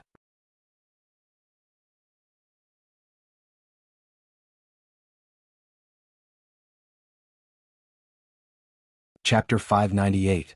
On the helicopter, Ferrio's adjutant watched the battle unfold while ordering the pilot to lower the altitude to give the Crimson Sedan more pressure and a more saturated attack. He wanted to end the battle as soon as possible. Boom. Da-da-da. Missiles exploded and machine guns rained down. The Eagle chased after the prey that had suddenly stopped and turned around. Victory was getting closer and closer. At this moment, Ferrio's adjutant suddenly shouted. His tone was full of panic and fear, as if he had seen something unbelievable. Quick! Dodge! Rise! Immediately after, his voice became sharp as he gave orders in short and hurried words. It was as if he had seen the monster Death approaching. The pilot instinctively obeyed. Just as he was about to operate the helicopter, he found that the digital dashboard had become chaotic. He lost control of the helicopter for a moment and stopped in place. No! A beam of white light shot out like a missile. The adjutant's scream of fear and despair was suddenly swallowed up by the violent sound. A red high-temperature firework bloomed in midair. Its tongue spread out and engulfed every corner of the cabin. Boom! The black helicopter exploded for the second time. A bright light leaped out from the fuel tank. A huge, burning ball of light illuminated Yenjika's vision. It suddenly fell to the ground not far from the left side of the sedan. Fragments scattered everywhere as it completely disintegrated. This made the girl, who had used her supernatural ability to interfere with the operation of the helicopter's precision instruments, open her mouth in shock. Her neat white teeth were half open, and her delicate tongue was faintly discernible. After she regained her rationality and grasped the idea, she had been waiting for an opportunity. Waiting for the Black Eagle to lower its altitude again and enter the range of her supernatural ability. Running away without counterattacking would cause problems sooner or later. Zhou Xinying also saw this scene through the window. She felt like she was watching a war movie in a movie theater. Ma Qiaoyang, Zhou Yong and the rest immediately looked over. They were shocked and forgot to rejoice. Yenjika's mind was shaken. She didn't make a mistake in her imagination. Instinctively, she turned the steering wheel and stepped on the accelerator. Once again they were far away from the checkpoint and avoided the soldiers' gunfire. Suddenly, she felt the undulation of the vehicle and the shaking of the earth. It seemed like there was a herd of wild elephants chasing after them. The small army diagonally in front of them, which had been attacking in a disciplined manner, scattered and fled in panic. There was a limit to a person's courage. There were very few troops that could not break down in a crisis. Thump, thump. Clear and deafening footsteps sounded. Lu Cheng in his martial arts suit appeared on the right side of the car. He slowed down, opened the door and sat in the car again. "Are you all right?" Yenjika blurted out. "It's just a small wound." Lu Cheng felt a burning pain on the right side of his face. He knew that the wound was hideous enough to frighten the girls in the back row. In the situation just now, his mind was filled with thoughts of killing his opponent at all costs. In the face of such a powerful enemy, the slightest hesitation or concession would result in a reversal of the situation. At that time, not only would he be in danger, but he would also delay the rescue of Ko. Because of this, he had prepared severe warning and could not divert his attention to use ice armor, so he did not retreat in the face of danger and exchanged injuries for victory. Of course, this was also due to the fact that he was able to accurately judge the enemy's attacks under the realm of encountering gods in the void. "That's good." Yenjika heaved a sigh of relief and turned the car onto the road. "Let me heal my wounds first," Lu Cheng said as he visualized. He formed a seal with his hands and exhaled. Confrontation. Tranquility descended. Mysteriously, Lu Cheng's blood flowed into his right fist again, nourishing the withered muscles. Under the frenzied metabolism, it slowly but surely healed itself. However, after shaking off the black liquid, the corroded right side of his face healed rather slowly. It even caused him to feel feverish on his forehead and slight dizziness in his head. Poison? A very strange poison? The thought flashed through Lu Cheng's mind as he made up his mind. He quickly made a forced concentration and gathered ice, fire, mind, chi, blood, and poison in his lower abdomen. A starry sky appeared, rotating and balancing. He placed his consciousness at the apex of the universe. Relying on his superior control, he gathered the poison bit by bit, sending it through the absolute cold darkness. Slowly, it showed signs of freezing and deactivation. In no time, the poison approached the nearest star. It sizzled, burned, and evaporated into gas. Boom. With the explosion of his Dan force, Lu Qing rolled down the car window and spat out a jet of black gas, dispersing it into the natural world. This healing method was unique to him. Confrontation. Lu Qing exhaled again. The corroded skin and flesh on his face fell off, revealing a squirming scarlet that quickly formed a scar. It was still hideous but much better than before. In another 10 to 20 minutes the scar would fall off. With the help of his superior self-healing ability and the confrontation formula, the remaining scars would vanish completely in less than 3 days. No need to play ghost. He laughed, drawing Yanjika's puzzled gaze. Unfortunately, she could only see the left side of his face.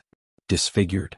Yanjika's eyes darted upwards as she made a guess based on the words playing ghost. She wasn't worried about the outcome. Qing could even remove old scars, let alone new ones. This was truly an ability that he was envious of. It was a pity that it required the realm of all-seeing God and the confrontation formula. In a moment of desperation, Lu Qing answered succinctly. With that, he looked at the road ahead, at the occasional abandoned car by the roadside due to forgetting to refuel. He sighed softly. I thought an opponent like that could force me to make a breakthrough. Unfortunately, all it did was add some experience to the death match. In the back row, Zhou Yong, Ma Chaoyang, and the rest fell silent. They weren't martial arts enthusiasts, so they couldn't tell Ferrio's level of strength. However, they had a deep understanding of how terrifying a fully equipped armed helicopter was from television, daily life, and the experience of being hunted down. One could only imagine how terrifying someone who could destroy such a thing so effortlessly was. After hearing Lu Cheng's exclamation, Yanjika pursed her lips and comforted him. Perhaps you have to walk your own path. External forces are useless. Following that, she changed the topic. Qing, I feel that my supernatural ability is similar to a magnetic field. It's quite useful against high-tech and high-precision things. Yes. Lu Qing agreed. As he spoke, he replayed everything that had happened in his mind. Suddenly he said, Cuckoo, stop the car. What's wrong? Yanjika stepped on the pedals slowly and brought the car to a steady stop. And Mighty One close to physical invulnerability attacked us out of the blue. This is very strange. I'm afraid there will be more trouble in the future. Lu Qing couldn't understand why someone would come after him when he had already reported the situation to the military. Was it a misunderstanding, a chance encounter, or something else? To prevent the worst from happening, he made a prompt decision.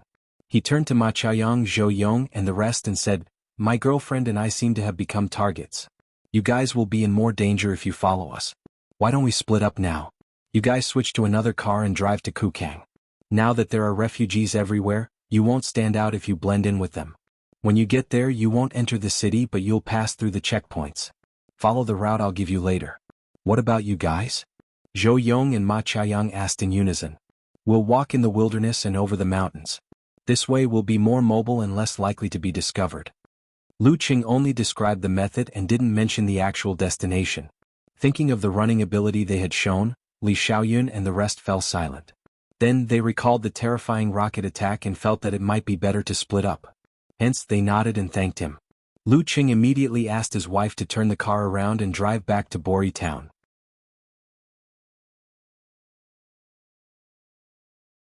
He found a car that had lost its owner and had a key.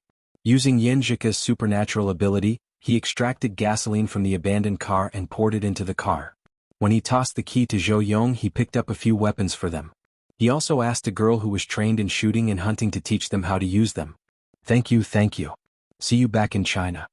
Ma Chaoyang and the rest waved goodbye and drove along the road to Kukang. Where are we going? Yanjika glanced around and asked sharply. Walking in the wilderness was a given, but where exactly? To Farduat. When we get to Kukang we still have to go to Dika before we can leave. I'm afraid of accidents.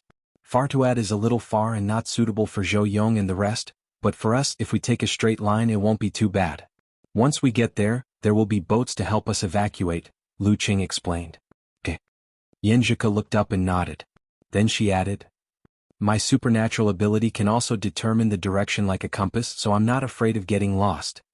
Since they were going to walk in the wilderness, the two gave up a portion of their luggage, leaving only the girls' shoulders to pack the most important items.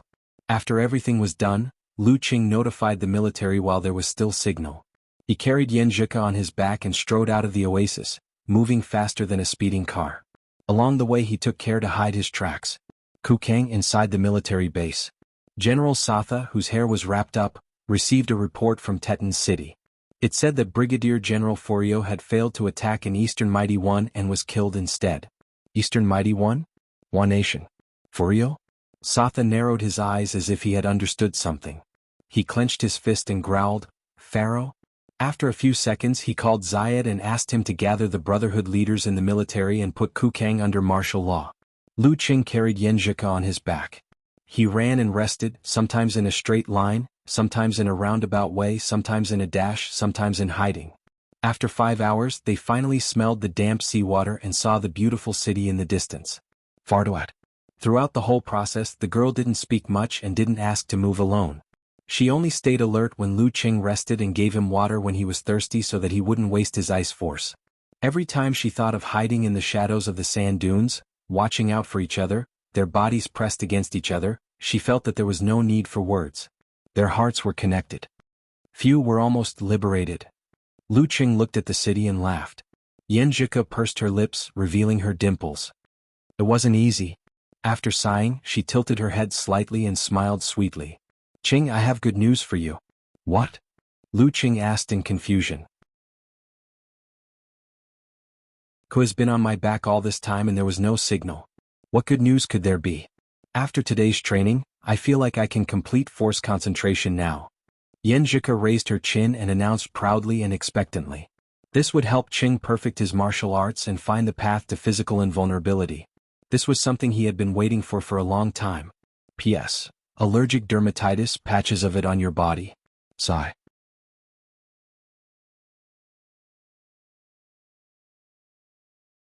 Chapter 599. Surprised and delighted, Lu Qing blurted out, Really? His reaction made Yanjika feel very proud. She slightly tilted her head and snorted with her eyes twinkling. You still don't believe me?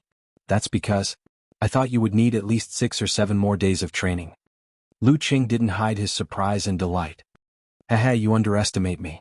Yanjika chuckled and then said thoughtfully, When I'm on the brink of death, my body and soul seem to be connected and become one. However, I still prefer a stable and peaceful life. Me too.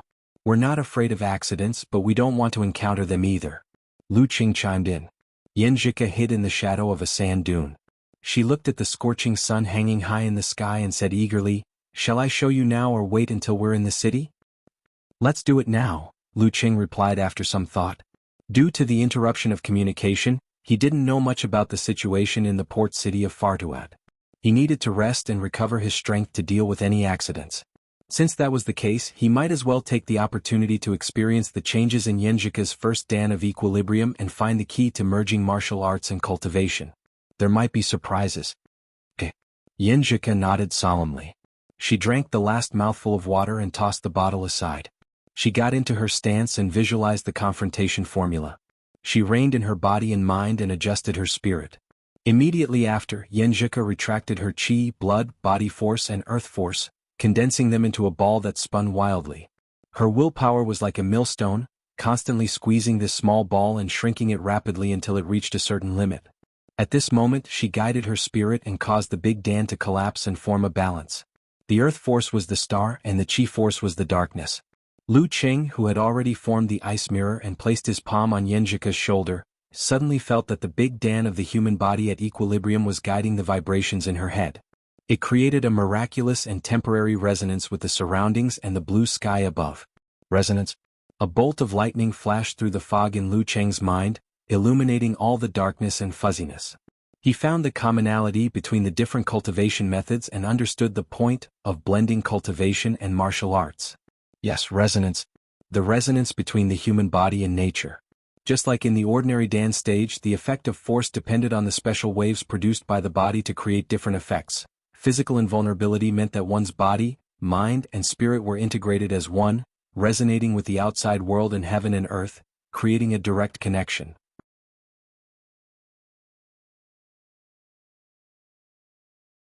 Regardless of whether it was the prayer asceticism of the mission sect, the mass ceremony, or the depraved actions of the spirit cultivators that broke the fixed pattern, they were all for the sake of removing the shackles of the soul, guiding the changes in the spirit, and triggering a special frequency that would gradually strengthen and obtain feedback.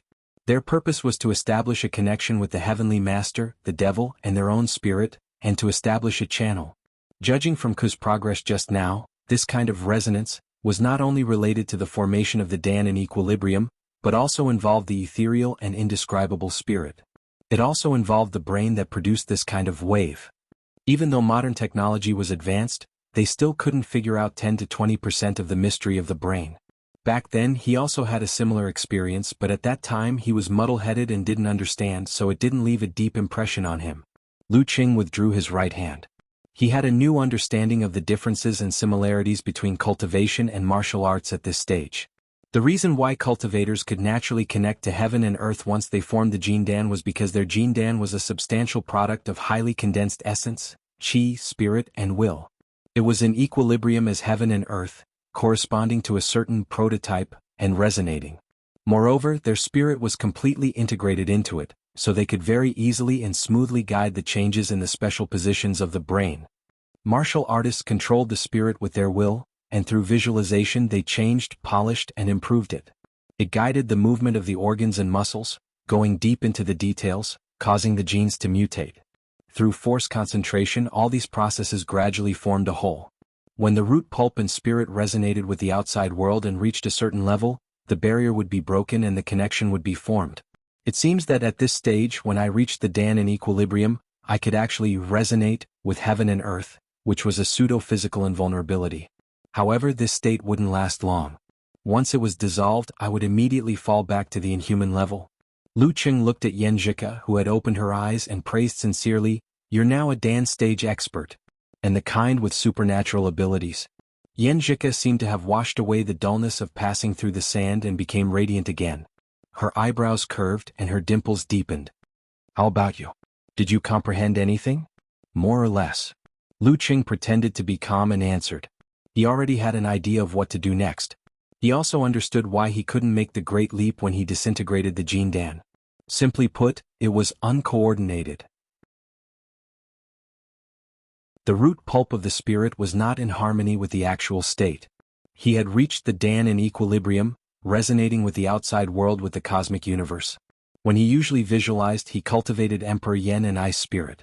The two intertwined, each had their own force, and they mutated separately. In the end, he had to rely on the rotation of force concentration to forcefully form a whole, which was why they were separated. The most important thing now was to change the visualization diagram, fusing ice and fire into one from the source, and then guiding the spirit and root pulp to truly transform them into the cosmic universe. As for how to change the visualization diagram, of course, it was based on the heaven and earth of the Dan during force concentration. And when he reached the Dan in equilibrium, he could also adjust according to the resonance with the outside world, making the cosmic universe more complete and compatible. "You've thought it through?" Yenjika's eyes lit up with surprise and asked instinctively, "Does this mean Qing is about to make the great leap?" "Yes." "Next, we can think of various ways to try to break through to the physical invulnerability stage." Lu Qing suddenly gave her a thumbs up and smiled. "Indeed, I still have to rely on you, Coach Yen." "Of course," the girl pursed her lips and raised her head happily and proudly. "I'm the pillar of our family." Lu Qing calmed down and thought carefully for a while. He had a clear understanding of the conditions for a martial artist to reach the physical invulnerability stage. First, the strength of the body had to reach a certain standard due to the mutation of the root pulp and the cultivation of the body. Connecting with the heaven and earth was like walking in the universe, full of danger. How could one do it without a qualified protective suit? Second, the spirit and root pulp had to resonate with the outside world, and the intensity was not low. This was the basic condition for a breakthrough. Third, the realm of all-seeing God, or super-strong innate talent. Without these, one would not be able to control the minute details of the body and establish a connection with the outside world. And with it, the second condition could be twice the result with half the effort, 3 times, 4 times, 5 times. Fourth, a strong willpower. This was the key to breaking through the final barrier. It was like a ship that was ready, but to cross the river, one still needed a helmsman. Lu Cheng's supernatural ability had awakened for the third time. His physical strength had long surpassed the standard, and he already had the third condition. Now he only needed to change the visualization, adjust the minute details, and achieve resonance. When that time came, everything would be ready except for the east wind. These conditions, other than all-seeing God, were all part of the grinding process.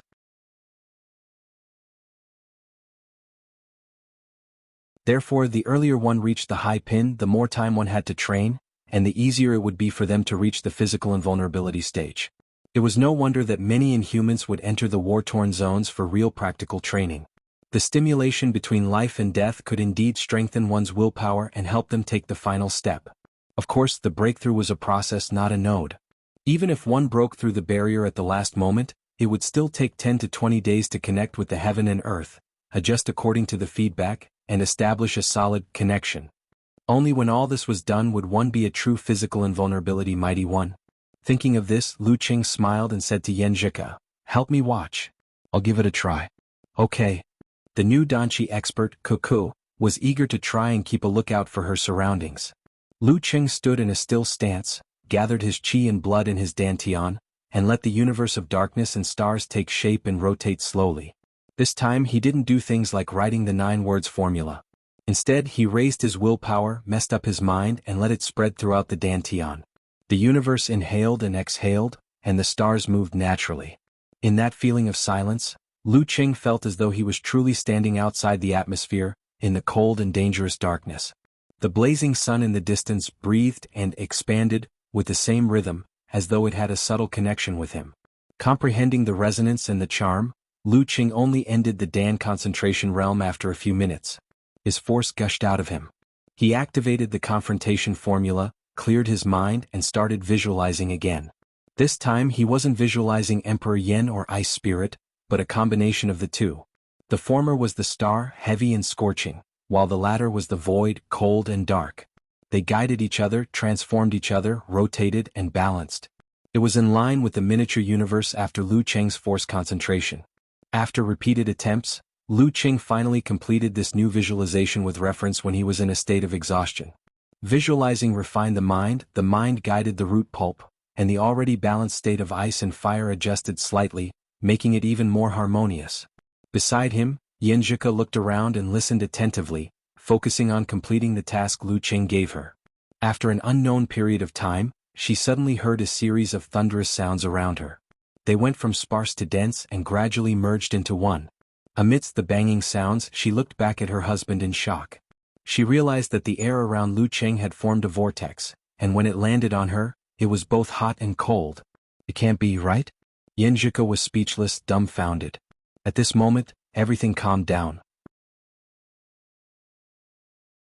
Lu Cheng slowly opened his eyes, and in the depths of his eyes was a dazzling darkness, like the perfect starry night sky in the highlands.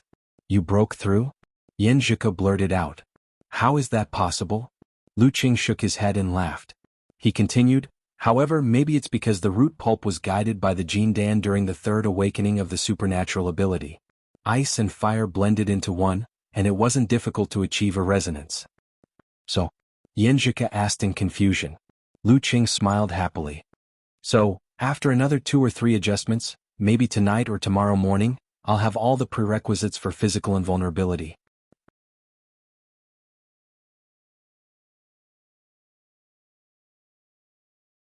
Chapter 600.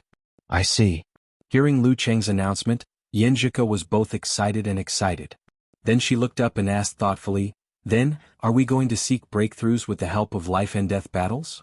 Before Lu Cheng could answer, he turned his ear and pulled her to the most hidden spot of the sand dune. 20 seconds later, a few figures flitted past, stirring up a gust of sand as they headed for the port city of Fartuat. "They're pretty strong?" Yan Zhika whispered as she looked over. "There are 3 Dan stage experts. They don't look like Nile people." They're probably refugees here on holiday. Lu Qing rubbed his throbbing temples. Cool, I'm going to take a nap. You continue to be on guard. He didn't use the wholeness formula. He wanted to be in his best condition to face any possible situation in Fartuat. Okay. Yen Zhika agreed without hesitation. She had already forgotten about her previous question. Lu Qing sat down cross-legged and visualized the confrontation formula. He cleared his mind and quickly fell into a deep, dreamless sleep. Just like that, under the scorching hot desert sun in the afternoon, he slept for a full hour. When he woke up, he was full of energy, full of vigor, and was a good man again. You should rest too. Recover to your peak condition. Lu Qing didn't get up. He stretched his neck. Yen Zhika nodded obediently. She hid in the shadows and leaned against Lu Qing. After calming down her excited mind, she slowly fell asleep. The day's fatigue and tension had all melted away. When she woke up, it was close to evening. The sun was setting in the west, dyeing the yellow sand crimson. It was as though the place had turned into a blazing sea of fire. It was a magnificent sight. So beautiful. Yen Zhika opened her eyes. This was the first scene she saw. She felt like she was still in a dream. This was the calm after chaos. This was the relaxation of wariness. In her eyes, this was the most beautiful scenery of her trip to Nile. The two leaned against each other and looked at each other for a while. They got up at the same time and climbed up the sand dune. They looked at Fartuat again and saw that the lights of the port city were already lit up. The power hasn't been cut off yet. This means that even if there's chaos, it's only in certain areas. The overall situation is still orderly, Yen Zhika said logically. Let's go. Lu Qing smiled and squatted down. The girl leaned over and asked curiously, Qing, what's the difference between your path of martial arts and cultivation? She had been pondering about this matter before. To be more precise, it's a combination of martial arts and cultivation. My final breakthrough will be more like martial arts. With the help of Dan Equilibrium, I'll be able to resonate with the outside world in advance and establish a connection between my brain, spirit, and root pulp. The final step will still be the path of martial arts but slightly different in details. Lu Qing pondered as he rushed down the sand dune and headed for his destination like a hurricane. Strangely enough, his words were not affected in the slightest by the violent wind. Yen Zhika lowered her body and whispered in his ear, So you're the one who opened up a new path in the martial Tao? You can say that. Lu Qing hesitated but decided not to be modest. Opening up your own path and expanding your martial arts, our Qing is now a true grandmaster. Yen Zhika's eyes sparkled as she praised him proudly. Let's wait until I've truly reached the physical invulnerability stage before saying that. Lu Qing shook his head and laughed. He changed the topic thoughtfully.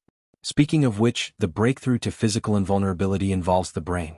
Does that mean I have to master this aspect completely before I can advance to the forbidden territory? Perhaps. Yen Zhika didn't know much about this. She sighed. Since it involves the brain, it's no wonder there's a saying that if you don't reach physical invulnerability by the age of 30, you'll never be able to reach it.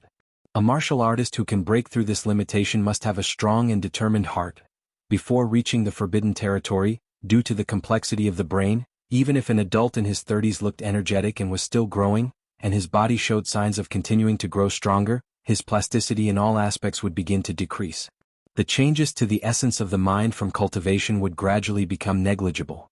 If he couldn't resonate with the outside world now, it would be almost impossible for him to do so in the future. Yeah. Lu Qing sighed when he thought of his brother-in-law, Little Ming, and the people who were struggling to advance on this path. The couple didn't chat further. They ran past a few sand dunes and stepped onto the road, nearing Fartuat. 10 minutes later, Lu Qing carried Yen Zhika on his back and entered the port city by taking the wrong route. They circled around the chaotic areas where gunshots rang out. After a few moments of searching, they finally found the heavily guarded Chinese consulate in Fartuat before nightfall. The consulate was filled with people from both the local and nearby cities. They had escaped to this place. Some of them had laid down something and were sleeping on the floor. Some of them were holding cell phones with intermittent signal, bored and waiting anxiously. You're finally here. I thought something bad had happened. Consul Mao Xiaobing greeted them. He held Lu Qing's right hand with both hands and shook it vigorously. He wasn't in a suit but was instead in casual wear. His sneakers were stained and his usually neat slicked-back hair was disheveled. It was obvious that he was too busy to care about his image.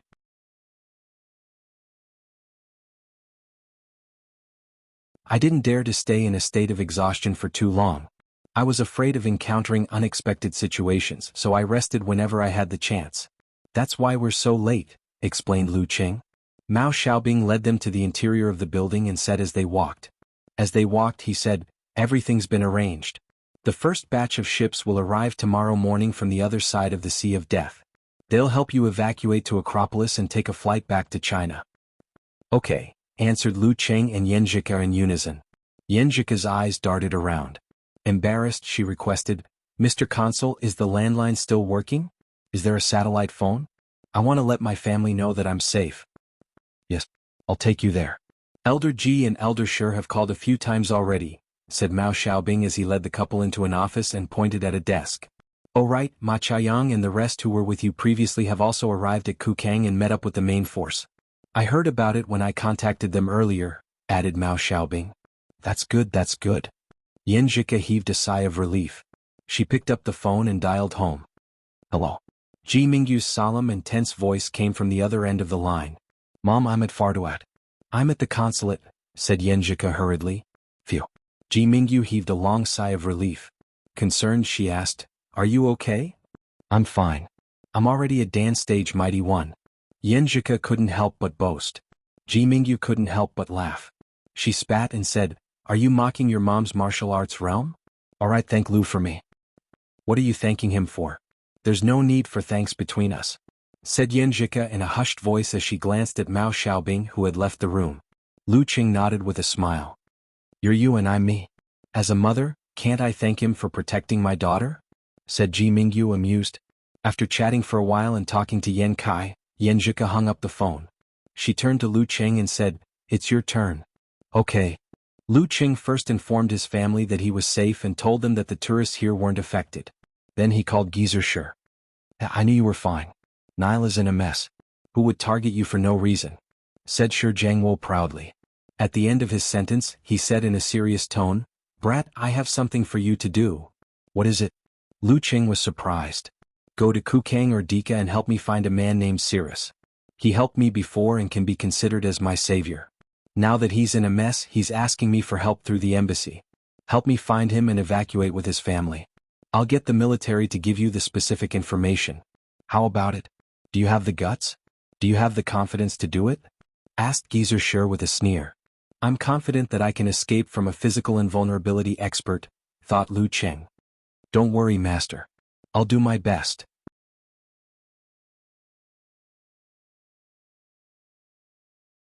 As long as my life isn't in danger. Good. At least you have some filial piety. Shi Jianghu clicked his tongue. Alright, don't hang up. I'm with Geezer Ji. He has something to tell you too. Kuku's grandpa? Lu Qing waited in confusion. In the girl's confused eyes, he heard Ji Jianzhang's clear voice. Lu, I don't treat you as an outsider. I'll get straight to the point. Lin Ke sighed. After Lin Ke broke through to the inhuman stage, he snuck into the war-torn zone. With his current level, it's very dangerous for him to deal with the situation there. Moreover, it's very likely that he'll come to Nile and take advantage of the chaos to hone himself. Damn, my brother-in-law is really capricious. It's really like his style. Lu Qing criticized in his heart and answered sincerely, Yes, Senior Ji. After hanging up the phone, Shi Jianghu and Ji Jianzhang, who were in the military base, looked at each other and laughed at the same time. If we don't find something for him to do, this stinky brat will definitely follow your little yen back to China. He won't take advantage of the chaos in Nile. Sharpen his skills with real weapons. Geezer Shi acted as if he knew his unfilial disciple like the back of his hand. Ji Jianzhang sighed and smiled. We can only do so much. Whether he can make the great leap still depends on himself. Lu Qing had just put down the phone when Yanjika, who had been listening, covered her face and smiled bitterly. My brother is really... How could you bring him back? She didn't mention the mission. She understood and accepted. Knock him out and drag him away, answered Lu Qing without hesitation. At this moment, Mao Xiaobing knocked on the door and entered. He smiled and said, I'll bring you to meet someone. Who is it? Asked Lu Qing, hiding his confusion. You know each other. Mao Xiaobing smiled and turned to leave. Lu Qing and Yanjika followed with a confused look. When they reached the second floor, he pushed open the door of the small meeting room and revealed a figure inside. It was Peng Liyun wearing a blue martial arts suit with short hair, looking fresh and clean. Only then did the heavenly son of the era retract the light in his eyes. The surroundings were dark and the pressure outside the window was heavy. "Priest?" shouted Lu Cheng in surprise and delight. Then his eyes turned cold and he blurted out, "You've reached physical invulnerability?" Priest seemed to be able to communicate with heaven and earth and summon lightning at any time. "Yeah." Peng Liyun nodded with a smile. "Previously, in the war-torn zones, I fought with a few experts. Among them was Vagar. He improved quickly and fully developed his supernatural ability. He's almost at the level of a physical invulnerability expert. We're not the only ones who have the opportunity to improve by leaps and bounds. Anyway, I finally made the great leap in the pursuit. Congratulations." Lu Cheng and Yan Zhika cupped their hands and smiled without any reservations. "Aren't you going to be there soon?" Peng Liyun chuckled, feeling the interaction between Lu Cheng and the surroundings. "Yes," admitted Lu Cheng frankly. Then he asked, "Why are you in Nile?" Peng Liyun smiled and said, "I've received a lot of favors from the military in the war-torn zones. This time I'm here to help and save some people. Also, in this chaotic situation, it's convenient for me to challenge the famous experts in Nile." He sounded eager like a certain someone. "Why do I feel like you've been infected by Renli?" teased Lu Cheng. "Maybe." Peng Liyun fell into deep thought. After a long while he came back to his senses and said, "Maybe we're both learning from each other." He suggested with great interest, "Second, you're about to break through and need the stimulation of a battle of life and death. Why don't we do it together?" "No need. I have a sect mission," replied Lu Cheng with a smile. "All right, I'll wait for Renli here. We agreed to meet at the Farduat consulate. She's almost a day late. She's also about to break through," explained Peng Liyun. "I don't think you can wait. Maybe she's already headed straight for the North Pole." Lu Cheng was shocked that Renli could still get lost in the war-torn zones. After chatting for a while, the couple bade farewell and left. Under Mao Xiaobing's arrangement, they had a small room to rest in. Lu Cheng took advantage of his good condition to visualize the cosmic map again, adjusting his spirit and root pulp. This time he practiced until the wee hours of the morning. After sleeping for 2 hours he woke up again and continued practicing. At dawn Yan Zhika, who had slept in her clothes, opened her eyes. She saw Lu Cheng practicing the routine in the small space. He looked relaxed, natural and energetic. "You're done?" asked Yan Zhika happily. "Yeah." Lu Cheng stopped and nodded. He smiled and said, "Ku, didn't you ask me yesterday if I'm going to use the training of a battle of life and death to seek a breakthrough? I forgot to answer. I'll tell you the answer now." Yan Zhika's brain couldn't wrap around it. Lu Cheng said slowly, "I really have to thank Gugu. The experience of a battle of life and death with him allowed me to clearly understand what I'm worried about and what I'm reluctant to leave behind at the final juncture. During that painful and torturous trough, the blows of having my hopes dashed time and time again cleared my mind. I summarized the techniques and understood what I really want, what I'm protecting and why I'm fighting. I've never felt so clear and determined before. With this, I took that courageous step and obtained a new life. Since you've already taken that step, why do you still seek the stimulation of a battle of life and death?" He paused for a moment and said calmly, "That dragon gate, I'll open it myself."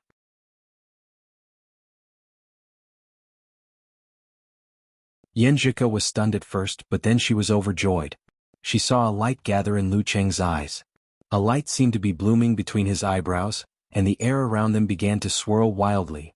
In another room a few meters away, Peng Liyun, who was stretching his muscles, suddenly stopped. He opened the window with a heart full of doubt. He saw that in the scorching summer, in the country of the desert, a cold wind was blowing, and there was frost condensing. His heart skipped a beat. He looked at the place where Lu Cheng and Yan Zhika were temporarily staying. Jumping the Dragon Gate without a battle? P.S. It's a 4,000-word chapter, so it's a little late.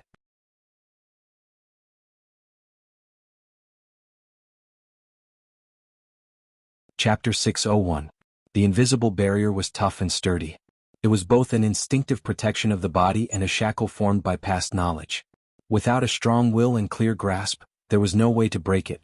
However, with a single thought from Lu Cheng, it had already collapsed. It was torn to pieces by the resonance of his surging spirit and all his root pulps. At this moment, Lu Cheng was like a newborn baby exposed to the scorching sun and exposed to the bone-piercing cold. Every part of his body became fragile and felt unbearable. He was on the verge of collapsing. However, his body that had been tempered and polished was only slightly damaged. It healed quickly and successfully passed the adaptation period. Thump, thump, thump. Lu Cheng felt his pituitary gland, ethereal spirit, and root pulps beating at the same time. They contracted and expanded according to their usual visualization characteristics. The rhythm was shocking. Thump, thump, thump. The void around him vibrated as if echoing his words. At that moment in Lu Cheng's senses, the world around him had already changed. The starry sky seemed to be pulled in front of him. Darkness enveloped everything. Only the bright and scorching sun embellished the curtain and warmed the small area that belonged to him. This was both an illusion and the reflection of the universe on the planet. It surfaced due to the resonance. Thump, thump, thump, thump. Lu Cheng's pervasive spirit and every root pulse turned into an independent, balanced and rotating universe. They were in line with the illusion and slowly established a subtle connection. All the pores on his body opened up and he began to breathe. When he breathed in, wind and air surged. When he breathed out, cold and hot intertwined. Often, there was a shadow mixed with a faint flame. Yanjika stood at the side and watched this scene in a daze. It was like watching fireflies dance in the dark when she was young. However, the touch on her skin was sometimes cold and sometimes hot. The interior of the room turned dark. White frost condensed and snowflakes drifted. Against their backdrop, little bits of light melted the surroundings and existed in harmony and balance. So beautiful. This is the external connection between heaven and earth. Yanjika murmured in a daze. She controlled her muscles to vibrate slightly and bounce off the small things that landed on her skin. In the consulate, the people sleeping in the lobby and corridors suddenly shivered as they felt the arrival of the north wind. They opened their eyes blankly and saw white snow falling, highlighting their most beautiful appearance. "You must be dreaming," people whispered to themselves. "In reality it should be August. It should be an oasis surrounded by deserts. It's true, it's true." Someone reached out and caught a snowflake, feeling the cold wetness.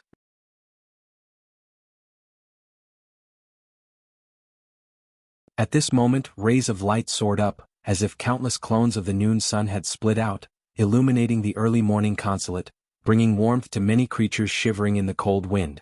However, this did not affect Beifeng in the slightest, nor did it affect the dance of the snow fairies. It was as if they had long since divided the territory. However, the borders were so blurry and the process was gradual. Everyone stared blankly. They felt that their hearts were shocked by this fantastic scenery, but they were also filled with doubt and puzzlement. When it snows in June, there must be great injustice. Then what does it mean when it snows in August? Physical invulnerability. A fight between physical invulnerability experts, exclaimed the man who had been watching top-class professional matches all year round in shock. It was difficult for a fight of this level to not affect the surroundings. Who knew when the consulate building would collapse? Yes, physical invulnerability experts. Many people came to their senses and agreed. They wanted to run out but were afraid of being caught in the crossfire. Just as fear was spreading rapidly, the light dimmed and the north wind weakened. Everything disappeared quickly, and the environment reverted back to 6 in the morning. Dawn broke and darkness fell. Peng Liyun stood by the window in a daze. His thoughts drifted to who knows where. After a long time, his eyes rekindled and he sighed. His previous encounters and circumstances have become his valuable assets. Misfortune may be a blessing in disguise. Lu Cheng slowly opened his eyes. All the illusions had faded, and he saw that the room was small, with only one bed and one chair. He saw the beautiful girl looking at him with her bright eyes. This was reality. "How was it?" asked Yanjika expectantly, holding back her joy. "Not bad." Lu Cheng held himself back and smiled. The dragon gate had been leaped. All that was left was the process. At 9 in the morning at Fartuat port, ships approached one after another, covering the sea. They all waved the Chinese flag, which was greeted with cheers. Lu Cheng bade farewell to Peng Liyun and accompanied Yanjika on the departing passenger ship. 2 hours later they arrived at the ancient Acropolis. Shushan's study had already arranged a flight for the girl back home. It was a military flight. At the entrance of the airport, the couple stuck together for a while. Yanjika pursed her lips and smiled. She waved her hand and said, "Go on. I'll be more assured if you complete the mission now. I always do my best without harming myself." Lu Cheng smiled as he watched his wife leave. He took out his phone and called his master. "Hey brat, did you send Yanjika to a safe place?" asked Geezer Shur leisurely. "I sent her to the airport in Acropolis." Her flight is coming soon. Lu Qing answered honestly. He then said, Master, I have something to report to you. What is it?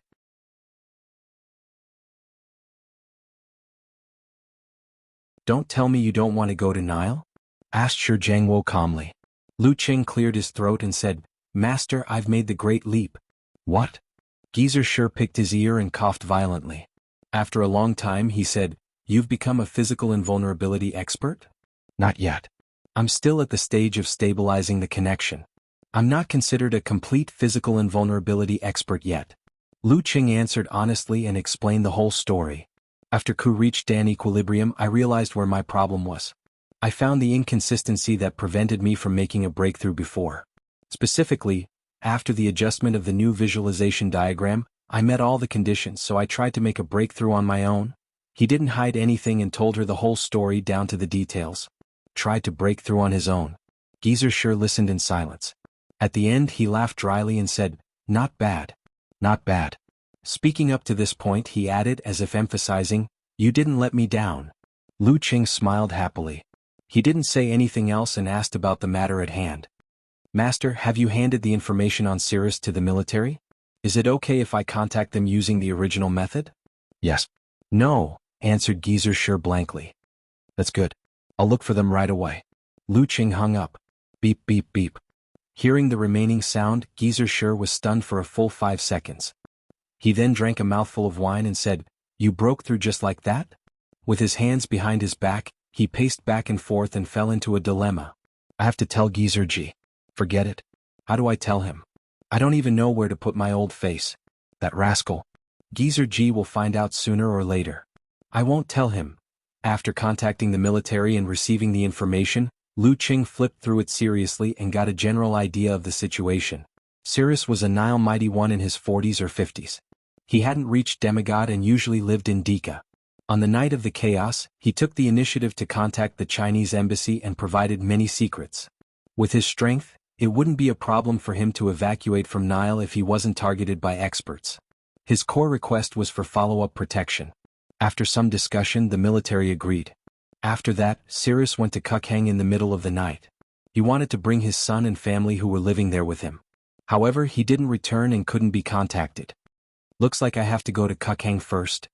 Lu Qing sat in the room of the passenger ship headed for Fartuad. He closed his eyes and communicated with the heavens and earth, stabilizing the connection bit by bit. Around him, the sun was dim and the shadows were as dark as night. Occasionally there would be bright flashes. In a building in Kukhang, Constantine, dressed in a black tuxedo, looked in the direction of the military base. He raised a glass of blood-red wine and said, Satha has already sensed that something is amiss.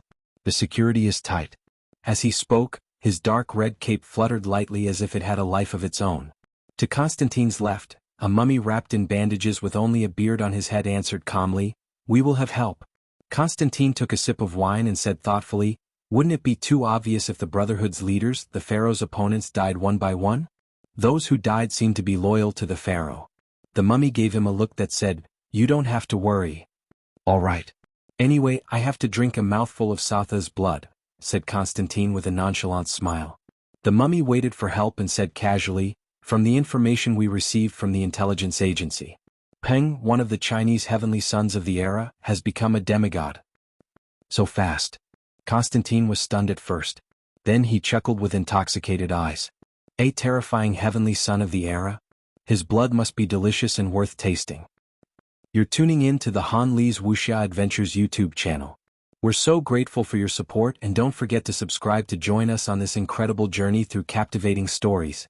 Your generosity through donations truly makes a world of difference, as it's the primary source of revenue that allows me to expand and enhance this channel for you. Thank you from the bottom of my heart for being a part of this adventure.